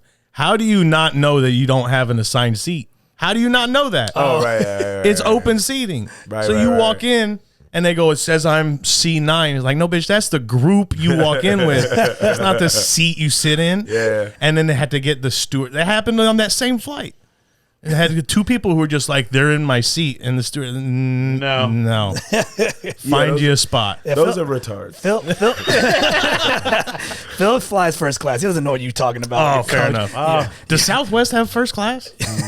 I don't think so. They got that. You can get on the plane first. You get a free Coke. spot. Yeah, they don't have first class. Oh, okay. Never mind. By the way, the trail mix, fucking do better, Southwest. It's all I don't pretzels. really like Southwest, but I'll fly it if I have to for whatever reason. But I remember I would be nervous, and he's like, "Look, Phil, how many planes in history have went down? How many planes do you think? How many planes have went down for turbulence? Right. How many? I would say 40. 40. Yeah, maybe even less. I would say about 30. 30? And mainly up north, just because of Because of turbulence? Probably none. None. So he said, Phil, 0 planes have ever fell out the sky for turbulence. He goes, no. He's like, how many people have died because of turbulence? He goes, tons. How many people have hit the ceiling and cracked their neck and died? Lots. Oh, but he shit. goes, what won't happen is turbulence won't bring the plane down. He goes, ever. He goes, I was like, don't say ever. But he's like, but Phil, statistically, it's never happened as of this point. But he goes, Wait. can you slam the top of the ceiling and break your neck and die from Oh it? my God. I didn't Absolutely. even think about that. So that kind of put me at ease now. So I'll be on the flight and I'll just Put be your like, seatbelt on. and That's the kind of thing, though, where you Oh go my like, God. all right, so turbulence didn't take the plane down, but I bet it was a turbulent motherfucker on the way to the ground. yeah. You know what I mean? But still, But- but I think most people freak out because they think something's going to happen to the plane. Nobody because of dies of turbulence. turbulence, but the engine fell off because of turbulence, Then- making the plane no, crash. Then that would So be then turbulence. there's engine failure. that was a bad weld, not Yeah. turbulence. No, then that would be from turbulence. Yeah. This is a lot of like COVID. People didn't die of COVID. They died of right, something else. I think we're manipulating the number. I'm going to get back at you. Because You're going to do a little plane research? Plane I'm going to do research. some plane I research. think I'll take the pilot's word for it. When I go on the plane, I just find the most middle-aged, well-dressed white man, and I keep an eye on them because they usually keep their composure. The guy that just has a briefcase, doesn't have a carry-on, and he'll be here. Yeah. Cool as a cucumber. Because he flies a lot. But the second I see him do this, I'm like, oh. I didn't think about that. That's a tell. Because if he's afraid, If he's afraid, then I need to be he afraid. flies all fucking time. This guy's going to work. He's coming home this evening. Yeah. And I'll see him here, and I'm like, oh, I'm cool. And then if I see him pucker up for a second, I'm like, oh. Fuck. I swear I do. That's what I do. I find him, and then I keep an eye on him. And he keeps me cool as a cucumber. Usually. Oh, shit. Let's go. When you were in Vegas, did you see the sphere? Yeah, dude. Fire. So it wasn't open until the day I left, so we couldn't go inside it. But from the outside, that thing is fucking amazing. And I've seen the videos from the concert they did The inside. U2 concert? Dude, it's incredible. Bro. No, man. It is fucking incredible. How much you think those tickets are? That has to be. No, so from what I heard, fairly reasonable. Imagine being trapped in a sphere listening to U2. Well, I mean, No, dude, Yeah. here's the thing. Okay, let's calm down. Really? Is YouTube really that bad? It's it's not good. It's not good. I don't like you two. calm, Pedro. They kind of stink. YouTube, the fucking thing The that band. plays on your phone. No, U2, the band. Yeah, they play on your. Oh, yeah, phone. it came on the When iPhone? you put it your car on. Yeah. It's the first. I want to. Oh. I want to fight everybody. No. Yeah, dude, let's go. There's a way. Yeah, You let's still go. have it? Let's go You get still have it? Edge. Let's go get the Edge. There's a Who way. are they? Hey, I know where they're at right now. They're Illuminati. I put my car on this fucking YouTube. Like, I know who the fuck they are. Yeah, because when the iPhone came out, they hate that shit. they gave their album for free. Yeah. So They're it's so like smart. the first thing. So No, you had hey, to find fuck, a way. no, see, I don't But like the way that you put caused it. their demise. I don't like the way you because of put that. it, though. I Really? don't like how you say, oh, they gave their album for free. No, they made you have it. That's what they Wait, did. so he said it caused Because their their demise. yeah. It made people because hate him. Made people really hate him. Yeah. Because of course. literally, so what Because I'm of that. saying is that it happened to a lot of people. Oh yeah, your feeling is That was the thing. times a So like, million. what You had happened? to learn how to remove that album. Not to toot my own horn, but I've always thought they stunk. Just so you know. Wait. So what happened? Like because of that? Like, is there? People just got tired. They fell into the bucket of Nickelback and Coldplay, all these bands that they're popular for a long time, but they just like Let me tell you Outta something. here. Let me tell you something. As far But as Danny, here's the thing No, with Danny. no, well- This is the type of music that Danny likes. That's listen, the type of music this fucking guy likes. no, but here's the thing. But I can respect any genre of music. Okay. If you, as an artist, as a musical artist, if you put out an album, a whole entire album that is so safe and non-threatening and bitchy that they can preload it on every iPhone in existence, I don't need it. Oh, I see I what don't you're need saying. it. I don't. I have no respect for it. Yeah. You understand? But let's Yeah, I didn't even bring- think about that. That album was super squeaky That had to safe. be a fucking Publix album. You understand? It had to be fucking Publix music. But didn't they have to make a shit ton of money off of that? Oh, I'm sure they made a fucking boatload. Like it has to. If Yeah. It's a everyone's- write-off. Yeah, I'm sure they made a ton. What of money. concerts would be phenomenal in that sphere? Were they mega stars before that? Yes. Oh, you too. Oh, okay, yes. okay. Yeah, for sure. Like mega stars. Yeah, yeah, Okay. So in that sphere, what would be? A concert in that You sphere. two, I don't know who the fuck A y'all are. Beyonce concert would fucking destroy in Yeah. there. Beyonce. Like when so when they're up there. Beyonce when You're talking about Beyonce and Jay-Z did their concert here in Camping World, I was like, holy shit, this Right. is fucking dope. Imagine being in inside that, the sphere. In that sphere. Have you seen those clips? Bro, that From the sphere inside? is crazy. Oh, from the inside of the sphere. Yeah, I would think if it were possible, Prince, like some of those bring old him Prince. back. Bring his body. But like, can you imagine? Just put that's his not body what I on mean. it. That's not what I mean. Okay. That's crazy. Don't we have a hologram technology? You right asked now? what concerts would be great in there. Yes. No. I A don't want Prince concert would have been great in there. exalt the I'm body sorry. of Prince. Sorry. Let's get MJ on Prince too. family, if you guys see this, I don't agree I with that. thought- Shout out to Prince. I- Shout out to Prince. No, shout out to Prince, but he can't sing now. Oh, now you didn't say now. I Yeah, just- but the sphere's built now. It's not a time traveling device. okay. Oh, you think you time travel when you go in the sphere? No. Like, oh, no. No, I'm just saying. I To would me, love to have the seen craziest Prince clip, concert in they there. had it, the sphere looked like it was an eyeball. Yeah, and That looking shit around. looked crazy. Oh, Yeah. so you seen the outside? Yeah, on the outside, it was moving and Yeah. like blinking. But you haven't seen the inside. You have, No. have you seen the Oh, Phil. it's a whole different level. Really? Yeah, so like what you see on the outside is on the inside. The screen is No. set up the same way, so they can do the same type of shit inside, looking up at the That's sphere. crazy. And that's how that concert was. That I first feel like one. I'll get vertigo on that. Tool bitch. would be the one. Like- Tool would be the band that I would think would be amazing in there with all the stuff they do anyways. That's inside the sphere. Yeah, dude, look. That's inside. It's wild. Yeah, ignore the fucking. Ignore the music. Ignore the Win Dixie soundtrack No. playing. That is With Dixie. crazy. Isn't that cool? Oh, you That never is the seen dopest shit. So wait, this is and that's these. Oh, there's better clips. All that, That's people. all that landscape though is fake. It's just on the screen. That's how it is. It's a screen like Yeah, that. dude, look. It's pretty amazing. Can you imagine? Look at the top. And wait, watch what happens. Watch what happens. This video is the one that you should put into the thing so we can see it. Okay. Watch what happens when it comes down. Look at it. Look at the ceiling coming down. Fred just sent you a dick pic. Shout out Fred's dick. Shout out, Fred. Isn't that wild, dude? Nah, That's inside, Phil. Yeah. that's crazy. Yeah. That's Yo, inside. how much was that? Like $1 billion or something? 2 billion. 2 billion. 2 billion to build. That's that's the mecca of content. It's so It's not even badass, close. dude. And it doesn't seem like it holds that many people. It's huge. I'm sure. I mean, listen. So when we went there, right? So we walked from the Mirage all the way to because you could see it, and but you don't realize how fucking far of a walk it is because it looks like it's not far. I know it is. Because It's far. it's gigantic. Like you keep thinking you must be there by now, and you're not. That's how far. That's how big this. It's thing almost is. at the end of the strip, by the way. Yeah. Yeah, because that's just But the far. other thing I didn't know is overweight. So.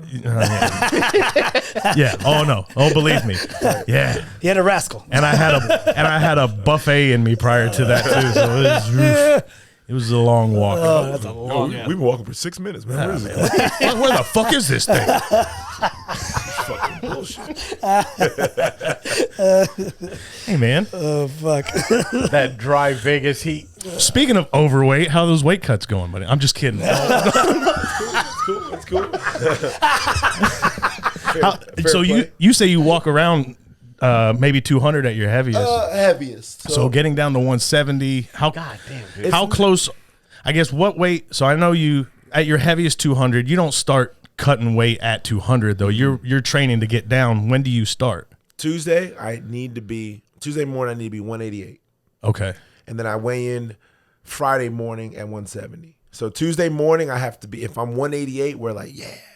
Okay. But it's 18 not, pounds is easy for you to shed. yeah, but it's not, it's That's 18 wild. pounds prepped, right? So it's me doing heat acclimation every day for 3 weeks, right? It's me dieting, it's me water loading correctly. So I can be 188 if, I don't know what I am right now, but if Kermit was like, Phil, I give you $1,000 tomorrow morning, you got to be 188, I could do it effortlessly. Right. But could I make 170 5 days from that point? No, I see what you're saying. I'm not prepped. You gonna be able to do that weight cut with that new training that you're doing? What you talking You're gonna get all that, all that junk in the trunk, that new training that you got. And I saw your new training. Yeah, right? that's Phil's pretty- been working on his glutes more Yeah. than his cardio. Glover really? Teixeira brought a trainer down that like specializes in getting you a big ass. Nice. Phil's gonna have a trunk on the next UFC Girls fight. love that. Nice. Girls love to take that. That's where class. I guess that's where power comes from. Alex Pieta and Thick. Glover, Makes sense. thicker than a Snicker.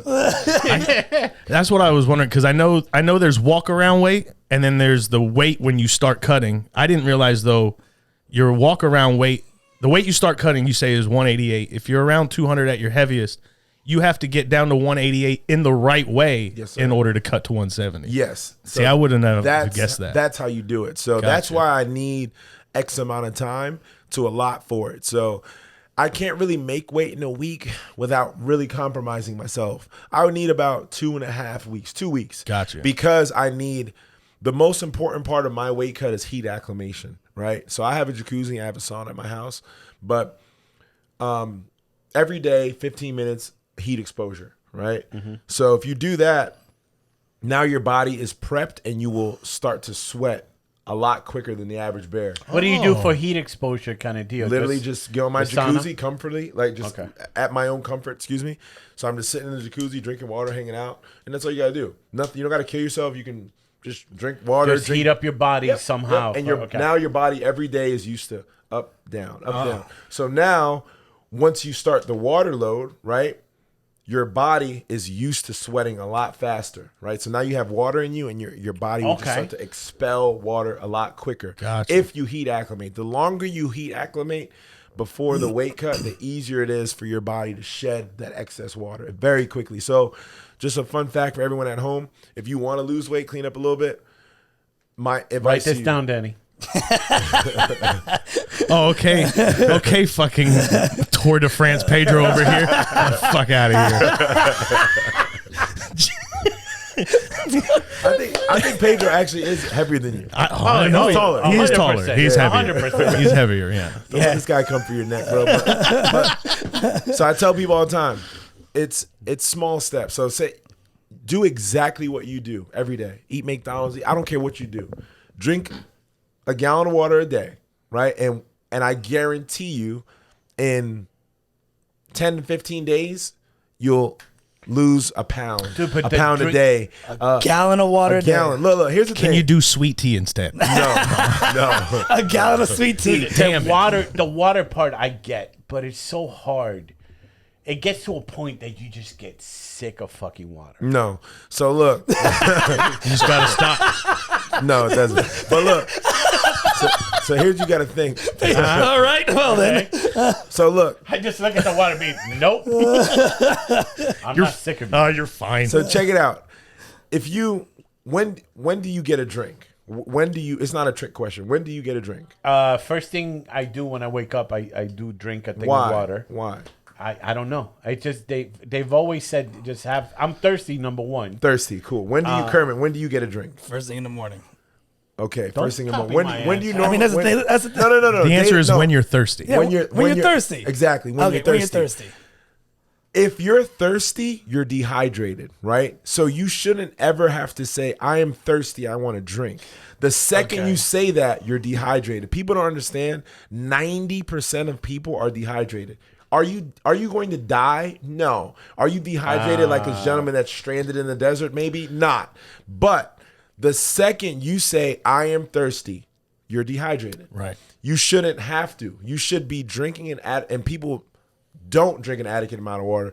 So you should be drinking so much where that's never a thought in your head. Like, I'm thirsty. Boom. No, if you do that. How do you bypass the dehydrated. taste part, Phil? Water has no taste. I know, know. that's the problem. So boring. It's Well, like just- you too. They have cheeseburger flavor Mio you now. throw for Mio. Mio's good, right? Yeah. Why you always act like Mio's not acceptable? Pedro, Son of a this bitch. asshole fucking says don't throw the Mio's. Here's my thing.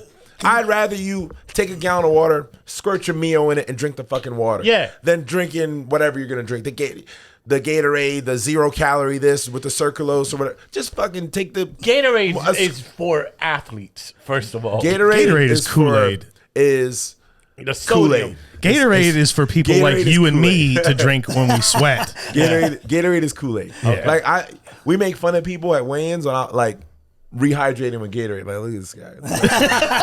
I'm not being funny. Like, this guy. No, that's like it's literally Kool-Aid. They're not a sponsor, are they?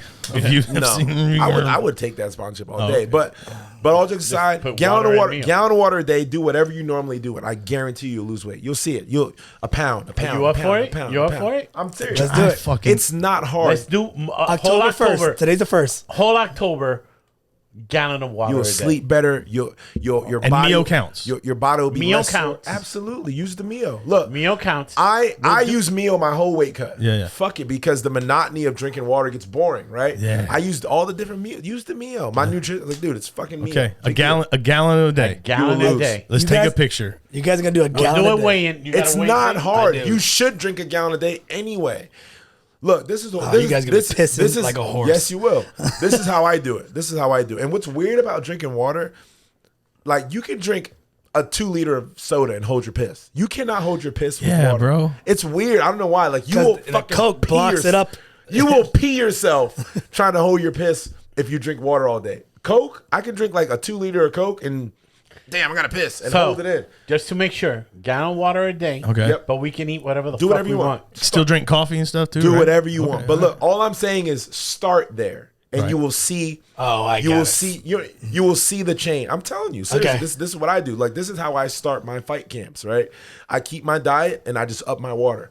Next thing you know, before I even 3 weeks out, I'm like 197, 194.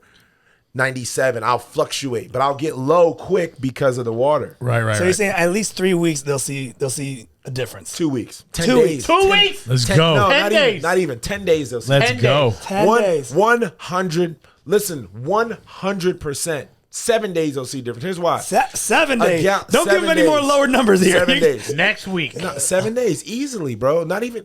So 7 starting days. today. Starting today, you will be lighter today or 1 week from now if you drink a gallon of water a day. 100%. So next week Sunday, I gotta count. you guys are gonna I come gotta in count here. 2 of these already. 100%. into my Look, think gallon. about this. I'm gonna start tomorrow. Think about this. Think about this. You drink a gallon of water. A gallon is 8 pounds, right? Yep. So, but you won't drink that whole gallon without peeing. So I'm a little different. When I'm in my camp, I'll have my gallon And every time I put the gallon up to my mouth, pause, I'll take 14 gulps. Okay. I'll count to 14. 1, 2, 14 drinks. Okay. That's just, I don't know why. It's just what I do. That's what you do. It just Okay. makes it way easier. And then I'll try to get to half by noon. And as soon as you get to half a gallon by noon, it's easy as It's like fuck. crossing the finish line. It's super easy. And look, anything more is just plus. How close are you when you're weight cutting to go, you know what? Fuck this. I'm done. I do it all the time. It's like 10 times every cut. Yeah. Yeah, maybe more. You got any? Do you have any fights scheduled yet? Do you know? No. So, but December, we're trying to get one more in for the year. I just got a new contract. The whole staff of Treasure Island. Oh yeah. Line them up.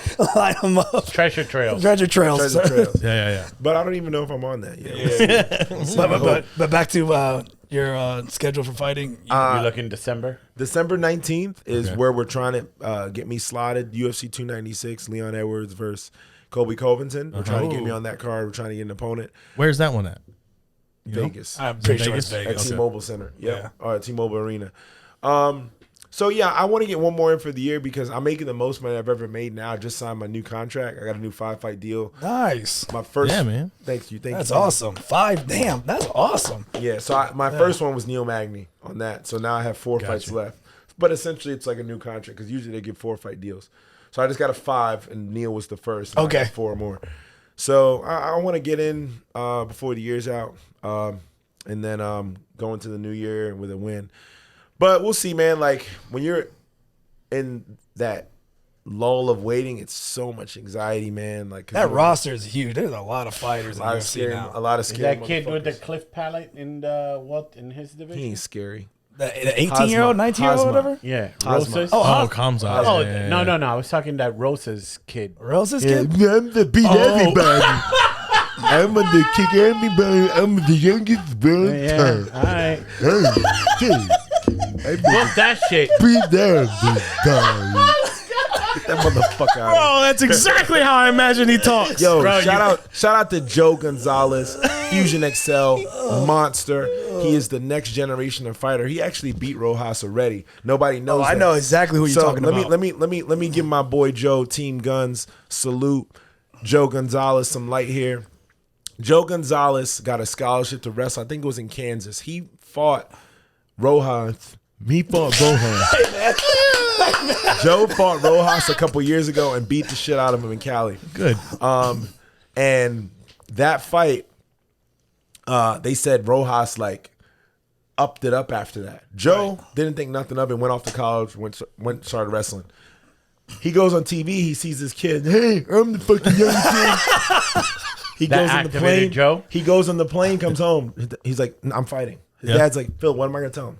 He's like, the kid that he beat up's on TV. Oh my god. So look, he dropped That's out of what's school. up. He dropped out of school, and he's in our gym. Look, Kermit will tell you, Joe beats up grown men now. It's He is wild. fucking. It's wild. He is great. Not good. He can. I don't care what no one says. I'm in the UFC. Right? I'm on my 3rd contract. I'm solidified. Like I don't care what nobody says. I know I can rock with these guys. Joe can beat him right now. Right now. He has to go through the process. I Yeah. don't think Joe's lost a fight. No. he doesn't want Joe it. has like 70 fucking fights. He's 19 years or he's 20 years old now. He will be in the UFC within 2 years. There's no if, ands, or buts. Dude, I don't want to put guys on blast because these guys are fighting and they're top contenders. I'm telling you, top contenders right now at 135, 125 from major organizations, UFC 1, they come to our gym and they're getting beat up and punched on by Hell Joe yeah. Gonzalez. And it's no ifs, ands, or buts. And the thing about him, he can wrestle, he has great jiu-jitsu, and he likes to fight. He doesn't shy away from fighting. Yeah. He's quick. He's a monster, man. He's gonna really put numbers on these cats when What is he that? makes the scene. Featherweight then? Is He will be maybe Something like that? I think, but we'll see where he grows into Right. his body. But I Yeah, think 'cause he will he's be only- a 35. you said he's only what, 20? He's a stud, bro. Absolute That sounds stud. fun. Shout out to Joe Gonzalez. Did you see Le'Veon Bell, running back from NFL? Le'Veon Bell. Shout calling out out my Le'Veon Bell. parents. Fuck Le'Veon Bell. Look, that's another guy. All these guys, like yo, they give me the mic. Yo, Le'Veon, I will punch the back teeth out of your mouth. I don't know what gives these guys. Look, I respect football Mike players. Perry I goes, respect "Bring it." basketball players. Square Come up. on, I respect football players. I respect NBA players. They are one of one athletes, right? Sure. There's an 8% chance of you touching the field, getting drafted in the 3rd round in the NFL. Meaning a team picked you, and they're gonna pay you, and there's a 8% chance of you playing. There is less than 5,000 men that have suited up and played in the NBA. You guys are creme de la creme, homie. Sure. But stay in that lane. Stay where you're at. Why do you get to shit on everybody else? Le'Veon Bell, I'd beat the back teeth out of your mouth. Come to Fusion Excel, sign a contract. And his let's wife spar. is a dentist, so he knows exactly. I will beat the back teeth out of your mouth. And I'm just like, shout out to My Mike. cuspids are gone, bitch. Toast. Shout out to Mike Perry. My teammate, I've been training on Mike for Popka solar salesman of the year.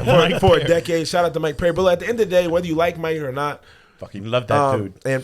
And Mike's a good dude. He's a family man. Like, he's left the UFC and became a super bigger star. Dude. Yeah. 7-figure fighter. The guy is a stud, man.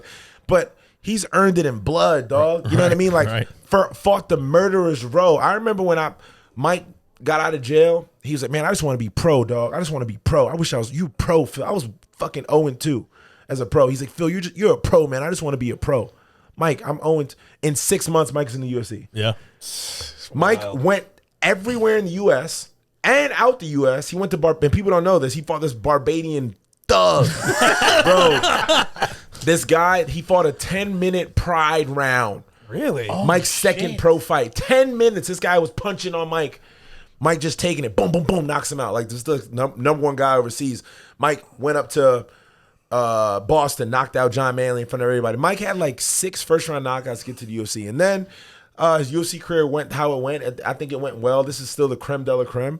And now he's making a name for himself in BKFC. But Yeah. I love it. What you got to respect about Mike is he's a fighter's fighter. I mean, he's going to show up. Like, I was in his corner when he fought Luque Vicente in Uruguay. And there's not an ounce of Kool-Aid in that man's blood. Not an ounce of bitch. Bro, he had his nose shifted to the side. The second we got to the hospital, this scene at the hospital almost made me not want to fight. Bro, Mike, when we got to Mike didn't miss a beat. Before we got to the hospital in Uruguay, Mike smiling at fans, you know, hats off to his opponent, all cool. When we got to the hospital, everything came out, right? I've never seen someone's face swell up like this. Both his eyes swelled shut. gosh. His nose. Mike was sitting in the chair, but he's like, man, I don't want to die, man. I don't want to die, man. I don't want to die in the hospital, man. He was fucked up. I said, man, you ain't gonna. It was hard for me. Even Julian kind of, Julian had to leave the room. Like, Mike was fucked up. Took it like a champ, you know what I mean? And we're in a third world country, kind of. I felt like that hospital was some third world shit. Fucking and goats said, are walking around the dude, it was emergency room. scary shit, man. Like, Julian, he's like, Phil, I'm done, man. He's like, I can't do this shit no more. He's like, I don't want to coach this shit. He's like, Mike was fucked up in that hospital, man. Jesus. And like, just the shit I've seen, like, that guy's a thug, man. And he's earned it in blood. So when I see these guys like Le'Veon Bell and these weenies, you know what I mean, like calling them out, I'm like, you guys are dorks, man. Like, you have no idea what this game takes. And I respect what you do, but respect what we do. You know what I mean? Like, and no one's shitting on you in your field, but don't think you can come into this field for some likes and views, man. You'll get really compromised fucking with these cats. You know what I mean? Yep. That's 100% true. 100% fact. Well, hopefully we'll find out soon about something in December 296. Hopefully, yeah, man. Cool. And I'll get rid of this anxiety. Like, the fight anxiety of thinking about a fight is worse than having a fight. It's both ways. So like, when you don't have it, you're like, fuck, man, I'm gonna get that. Maybe I'm gonna get that guy. Maybe get that guy. Right. And then when you finally get an opponent, it's like, fuck, I got this guy. All right, fuck it, whatever. But at least you can. At least you have a finish line. Like, you know what's happening. And then you start to, as it gets closer and closer, it starts to get less and less scary and less scary. But to me, it's scary. And what helps me in the fight game, I just keep it a buck with myself. Like, I tell myself exactly what I'm feeling. I like to be congruent with what I feel. Mm-hmm. Phil, man, you're excited. No, bitch, I'm scared. And it's okay to be scared because I still know how to fight, right? And me being scared, happy, and different, that doesn't change my skill set. Sure. Right? That doesn't change me being a black belt in jiu-jitsu, me knowing how to box, me knowing how to keep myself defensively responsible. what I tell myself when I'm scared, I'm like, Phil, let's just be brave. Let's go be brave. You're scared right now. I know I'm scared. Let's go be brave right now. So I just shake it out, That dance, adrenaline and then I rush. go. But what I don't do, and what a lot of these weenies do, you guys call them fighters. They'll be like. I mean, we have to, Phil. So we don't We look. have to. Pedro, Let's get Danny, fucking- Kermit. Yeah. Y'all can call fighters weenies. If somebody got a problem, Listen, just hit me up. Yeah, but if I call him, I'm like the balls. But like, I hate when guys do this. They're like, I'm excited. You know, shut the fuck up. Look, and I'm not. Look, what are you excited about? Right. Being locked in the cage and not knowing what could potentially happen to you. Sure. Like, and I'm not saying like there isn't a little bit like I'm excited about my opportunity, and you know me, and I'm very grateful for being in the UFC, and I'm very grateful. Take us to that feeling when the cage closes. Like, I know you're focused, you're a professional and stuff like that, but inside, are you ever thinking, don't get caught? Don't or you just like... That's funny. That's actually how I think, and now I'm trying to find a new thought process. So like, I fall in the apex a lot, and I'm a tall guy, so like when the apex, it was a little bit more claustrophobic, and it was like it's a more, smaller cage. Yeah, it's a more, because when you're first in there, there's like cameras around, right? And it feels a little weird because when the cage door closes, it's like, fuck, you're like, damn, this shit is kind of small. And it's like you feel kind of locked in because it's not, right? So then you're kind of, fuck, all right, you got it. But you can feel it. Yeah. Boom, boom, boom, boom. You feel it more in the apex. But when I fought Neil Magny, and then when I fought Nico Price in the Amway in the 30-footer, it wasn't bad because like I felt like the 30-foot cage is a little shorter. Okay. So like I was able to kind of put my shoulders on. I'm like, okay, you know, and I didn't feel claustrophobic. It was fucking huge. He was way over there. Yeah. You know, so it kind of kept me at ease. But the apex definitely heightens your senses because like everything is right fucking there. You know, like feeling. he's right in front of you. What a feeling to hear that, like when you perform in front of, you know, whatever the number is of the arena, and then you just all that going on, the cameras, the But then lights, the apex, you just hearing the then- yeah, camera right. guy chewing gum. and then the apex kinda just thing, like- is just coaches you're hearing and the cameramen. Yeah, but then I fought in the apex with the crowd as well. But you still, it's a lot more intimate. Like you can hear your coaches a lot better. But Right. I remember my last fight in the apex was Jason Witt. He's from this team in Kansas, with James Krause. And shout out to James Krause because he pretty much helped me win the fight. He was the other guy's coach. I was just listening to him and doing everything. I swear to God, he was just like he was giving me all the info. So Damn. like, Hey, dipshits, use code words. What the fuck? he's like, Steak and cheese, steak and cheese, steak and cheese. I know that one. Bah! he's like, he's gonna yo-yo back in. All right, watch him. I would just literally listen to what he said and just do the opposite. I swear, I'm not being That's funny. hilarious. He's too vocal, you know. But Thank you for. let me ask you these 3 questions, and feel free to answer. You're fucking Phil Rowe. Your favorite fight? like that I was in. Yeah. It doesn't have to be UFC or anything like that, but your favorite fight that you remember, This kind of like... This is a good fight. This is a good story too. If we got time, but I'll go answer 3 questions and I'll tell the story. James Jones. The NBA player? Is there an NBA player named James Jones? You I was fight an thinking NBA? the NFL player. No. Hey, man, James Jones is a common name. There's probably a bunch of people that's named true. James. Okay. The guy I met at the No, because fucking... James Jones from the NBA said that he Oh. would fight fucking... That if he given a year, he can beat... That's his name? Yeah. Oh, that's Is that so one? random. I saw that Buster too, John Jones. You would die. Then they're like, then I see in James the Jones, you a comments, weenie. you're a weenie. Then I see in the comments, John Jones, bro. Yeah, okay. Like John fucking Jones. Your favorite But, fight, James Jones. Why is that? I fought James Jones in a boxing match in Charleston, West Virginia in 2015. That's your favorite fight. Yeah, and I'll elaborate, but I want to answer the 3 questions. Fight that you regret your performance.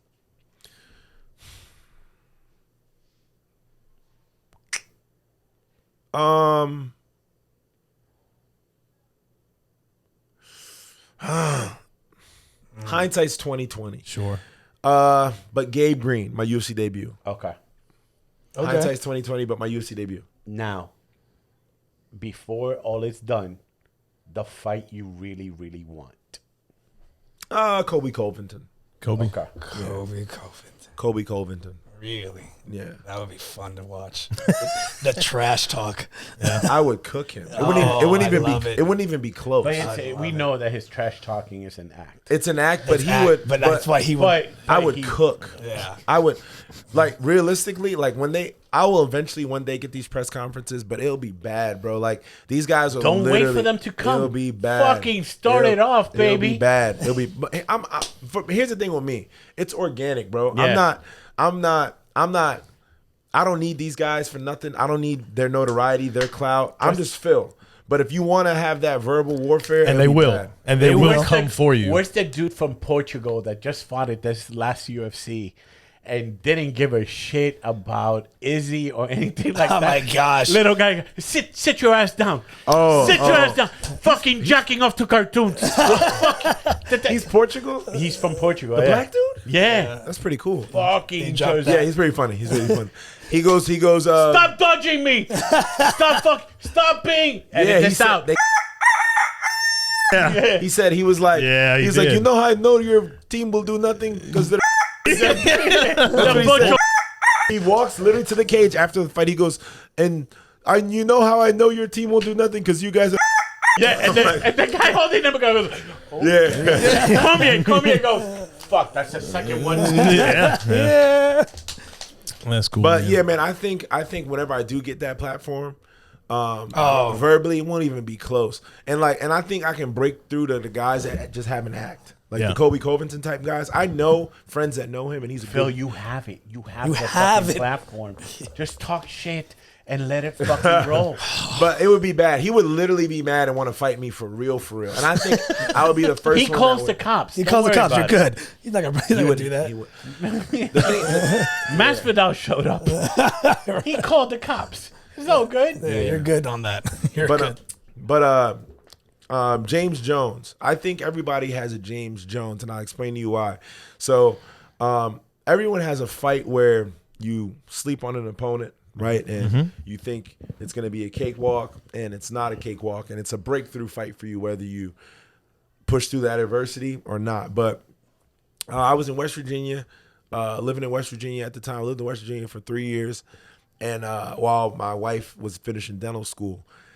And I got offered a boxing match, and it was a short notice match. It was like, they called me on like Monday, and they're like, Phil, you want to fight Saturday? I was like, all right, cool. I was undefeated as an amateur, undefeated as a pro boxing.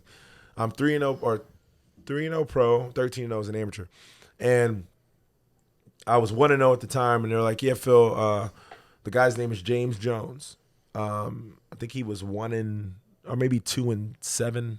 Okay. He's like, he's 41 years old. I'm like, okay.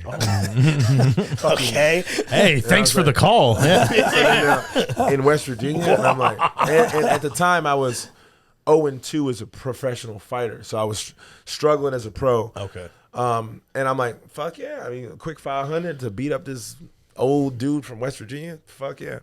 So fast forward, I rolled with my friend Chris, and we pulled up. Fight day, and this is Saturday, and I remember we're warming up, we're in the back, and before it was at a city hall, an old city hall in Charleston, West Virginia, and it was like an old building, but it was eerily clean, like it was upkept well. So I remember I was in the hallway, and there was no one in the hallway, and I was just kind of shadowboxing, and I seen this old black dude. He was like kind of mopping, and he's like, you fighting James? I'm like, yeah. And he was like, I'm James. He's like, don't try to knock him out. And he just kept sleeping. What the fuck you talking about? He's like, don't try to knock him out. And he just kind of walks away. But it was kind of like, Okay. man, I'm about to punch on this old dude. I don't know what he's talking about. Okay. So I'm like, all right, whatever. So I'm shadowboxing. Whatever. I see him over there. He bald head. He got the MCO landing strip on his shit. And his son's holding pads for him. So then I walk out, he walks out, fight starts, he's right in my face, kind of a little bit lower than me. Boom, boom, boom. Old man strength. Shots kind of hurt. Boom, boom. Oh, damn. And I'm kind of fighting him back. He's still walking me down. Boom, boom. Hit my body. I'm like, man, clinch up a little bit. Boom, boom. Comes out, he switches southpaw. Boom, boom. They get my body. I'm like, oh, shit. Clinching more. Yeah. Clinching them. Boom, boom. Round over. I'm feeling my ribs. These are 10 ounces. I'm like, this guy's kind of fucking. So I look in the corner. His son's like putting water. He ain't old now, huh, nigga? So I'm like looking over. I'm like telling my friend, I said, I ain't never said he was old, man. I ain't say shit. And he's like, yeah, nigga, huh? He ain't old now, huh? He like, his son is aiding his father, and he's looking at me. Yeah, huh? He ain't old now. Oh, he's making up the story. Nigga. No, now he's like his son. The is talking custodian shit to me. snitched on him. Oh. No. So this is the corner. Okay, right. So I'm sitting on my stool in the corner. Yeah. He's sitting on his stool. My trainer's talking to me, and I'm like, whew, okay, we in the fight. And he's just sitting there with his head down, and his son got like ice over his head. He ain't old now, huh, Just nigga? hyping him up. Like, because he knew his dad kind of was punching on me that first round. So then the second round, I go out there, and I'm just fighting for my life. fighting. And he's in my face. When we're fighting third round, same thing, fighting. Right hand. He drops to a knee. But he comes right back up. But his knee touched the canvas. So Oh, shit, you try knocking him out. I'm like, oh, thank you, God.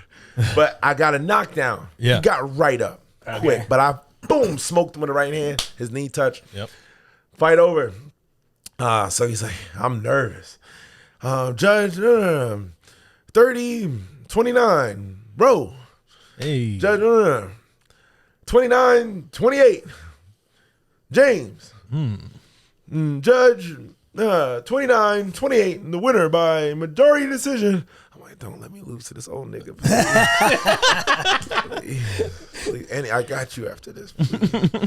Phil, I'm like, yes. I'm on the ground, I'm screaming like, it was like one of my most satisfying wins ever. I remember I went to fucking Wendy's afterwards, and I just felt like I wanted to strap like the UFC. I felt amazing. But I think every fighter has a fight like that where you really overcome something. Right. And it makes it worse when you sleep on somebody. So where was the janitor in all this? So He was just he was just there. So they host. Okay, so was he a judge? he was like No. he was like that, like The old guy. yeah, the old guy you see The old entering in, wise guy. gives The you a old little wise word guy. of advice. Yeah. But so basically, Like the Rudy groundskeeper. yeah. So he's just there, right? Yeah. So he's seen fights happen. Boxing matches always happening at the city hall. So he's seen shit. this guy tried and What's true, his left? right? It's tried and true. So he's a tough journeyman. He's fought I think he's fought GGG. I think he fought Gennady Golovkin. He's fought a bunch of guys, and he's went the distance with these. He's lost always. Right. He was a yeah. tough step up journeyman. But that knee touch is what got it for you, right? Yep. That was the I points know difference. now Right. if he didn't drop, I probably would have lost. Right. So you were like overconfident coming in, got humbled very fast with those body shots. I thought I was gonna smoke that old guy. But I guess at that point I could see what you're saying, because that at some old man point strength. you walk in like this, and now you get to this point, it would be hard to get back up to get that point. I see what you're saying. And you're literally physically getting punched on. So like it would immediately shock your, Damn. Yeah. That's cool. Those are good 3 questions, though. I like those, man. That was solid. Want to bring wheels down on this? I just realized the time on us. Yeah, I gotta Holy pop out of shit. here. My ankle is I didn't realize the medicine. time. I was like, damn, we've been going at it. I just realized it's 2:00. Yeah. I'm like, holy shit. Yeah. My wife is not a dentist, but she'll remove these fucking from me. She got the 2 little ones. Well, where can people find you online? What's the good tags for you? Give the socials, tubegalore.com. Say it again. Wait, what? Tubegalore.com. Tubegalore.com. Okay. I'm lying. It's a porn. I was gonna say. That don't sound right at all. Hey man, go there anyways. I'll tell you, Joe. TUBE. All right. GALLORE. I'm over here typing it, editing. I like Kermit trying to figure out how to spell galore. Oh yeah. Spell it. No, But, man, let's just get his socials out. My You and Rojas should have a fucking spelling contest. No, Sorry, I go ahead. said or. I said or. Then bullshit. I said or. I spelled that right. All right, so where can they find you for real? My Instagram is at Philly Fresh UFC, and if you type in Philly Fresh on Facebook, my Facebook will pop up. Very so cool. Philly Fresh. So keep an eye out for the announcement of hopefully a December fight. Yeah, man. Hopefully they give me somebody on a fucking 6-fight losing streak or a girl. I want a highlight reel. I want to fight Amanda Nunes. Oh boy, we can't. Yeah, we need. Yeah, that's a good point. You need something with because man, anybody who fights Magni, bro, that shit is like I want to fight Wei Lee. that goes in the archives. Wei Lee. No, but look, I'm calling out the champ. Yeah. I guess. Yeah, he's not calling the lore one. That's fair. Wei Lee. Fair enough. Catch Very cool, man. And do you, an entrepreneur? I know. I don't want to get into stuff that I'm not up to date on what maybe did work or didn't work. But do you have other places they could come find you? Barbershop, businesses. Do we need to shout them out? No, I mean it's cool. You know, like I said, I do a bunch of different things. You know, but like I'm not really like. I got a barbershop in my house, right? Okay. But only the homies come through. Fair you know enough. what I mean? So Okay. it's like you can't get a cut. I motherfuckers. You gotta be Yo, Phil, man, how much you charge for a cut? $10,000. You're not coming to my house. Get the fuck out of my DMs. The fuck you All right, talking fair enough. about? You're not my homie. My kids live here. The fuck out of my DMs. Dude, look, I have fans from like Atlanta or someplace random. Yo, man, I'm gonna be in Orlando. Just thinking about getting a cut. Bitch, go to the barber. Then go to great clips. You're not coming There's to my, plenty of them. You're coming to my house where my children are. You fucking weirdo. All right, man. Well, it's been a pleasure, dude. No, Nice it's to finally awesome, meet man. you. Yeah, Awesome, man. Thank you so much I'd for love coming to come through. back one day, man. This place is dope. Yeah, for sure. Yeah, man. I appreciate you guys. Appreciate you coming through. Episode 140. As always, guys, thank you guys for tuning in, watching us. Like, subscribe, unsubscribe, subscribe again. 3 years, baby. Tell 3 two years. friends. Fucking years since October 1st. Happy birthday, Ma. Oh. And check us out on the socials, nadu.com, and like, subscribe, unsubscribe, subscribe again, and tell 2 friends. Motherfuckers. All right. I'm gonna be the youngest one. Ever. Fucking guy. Peace.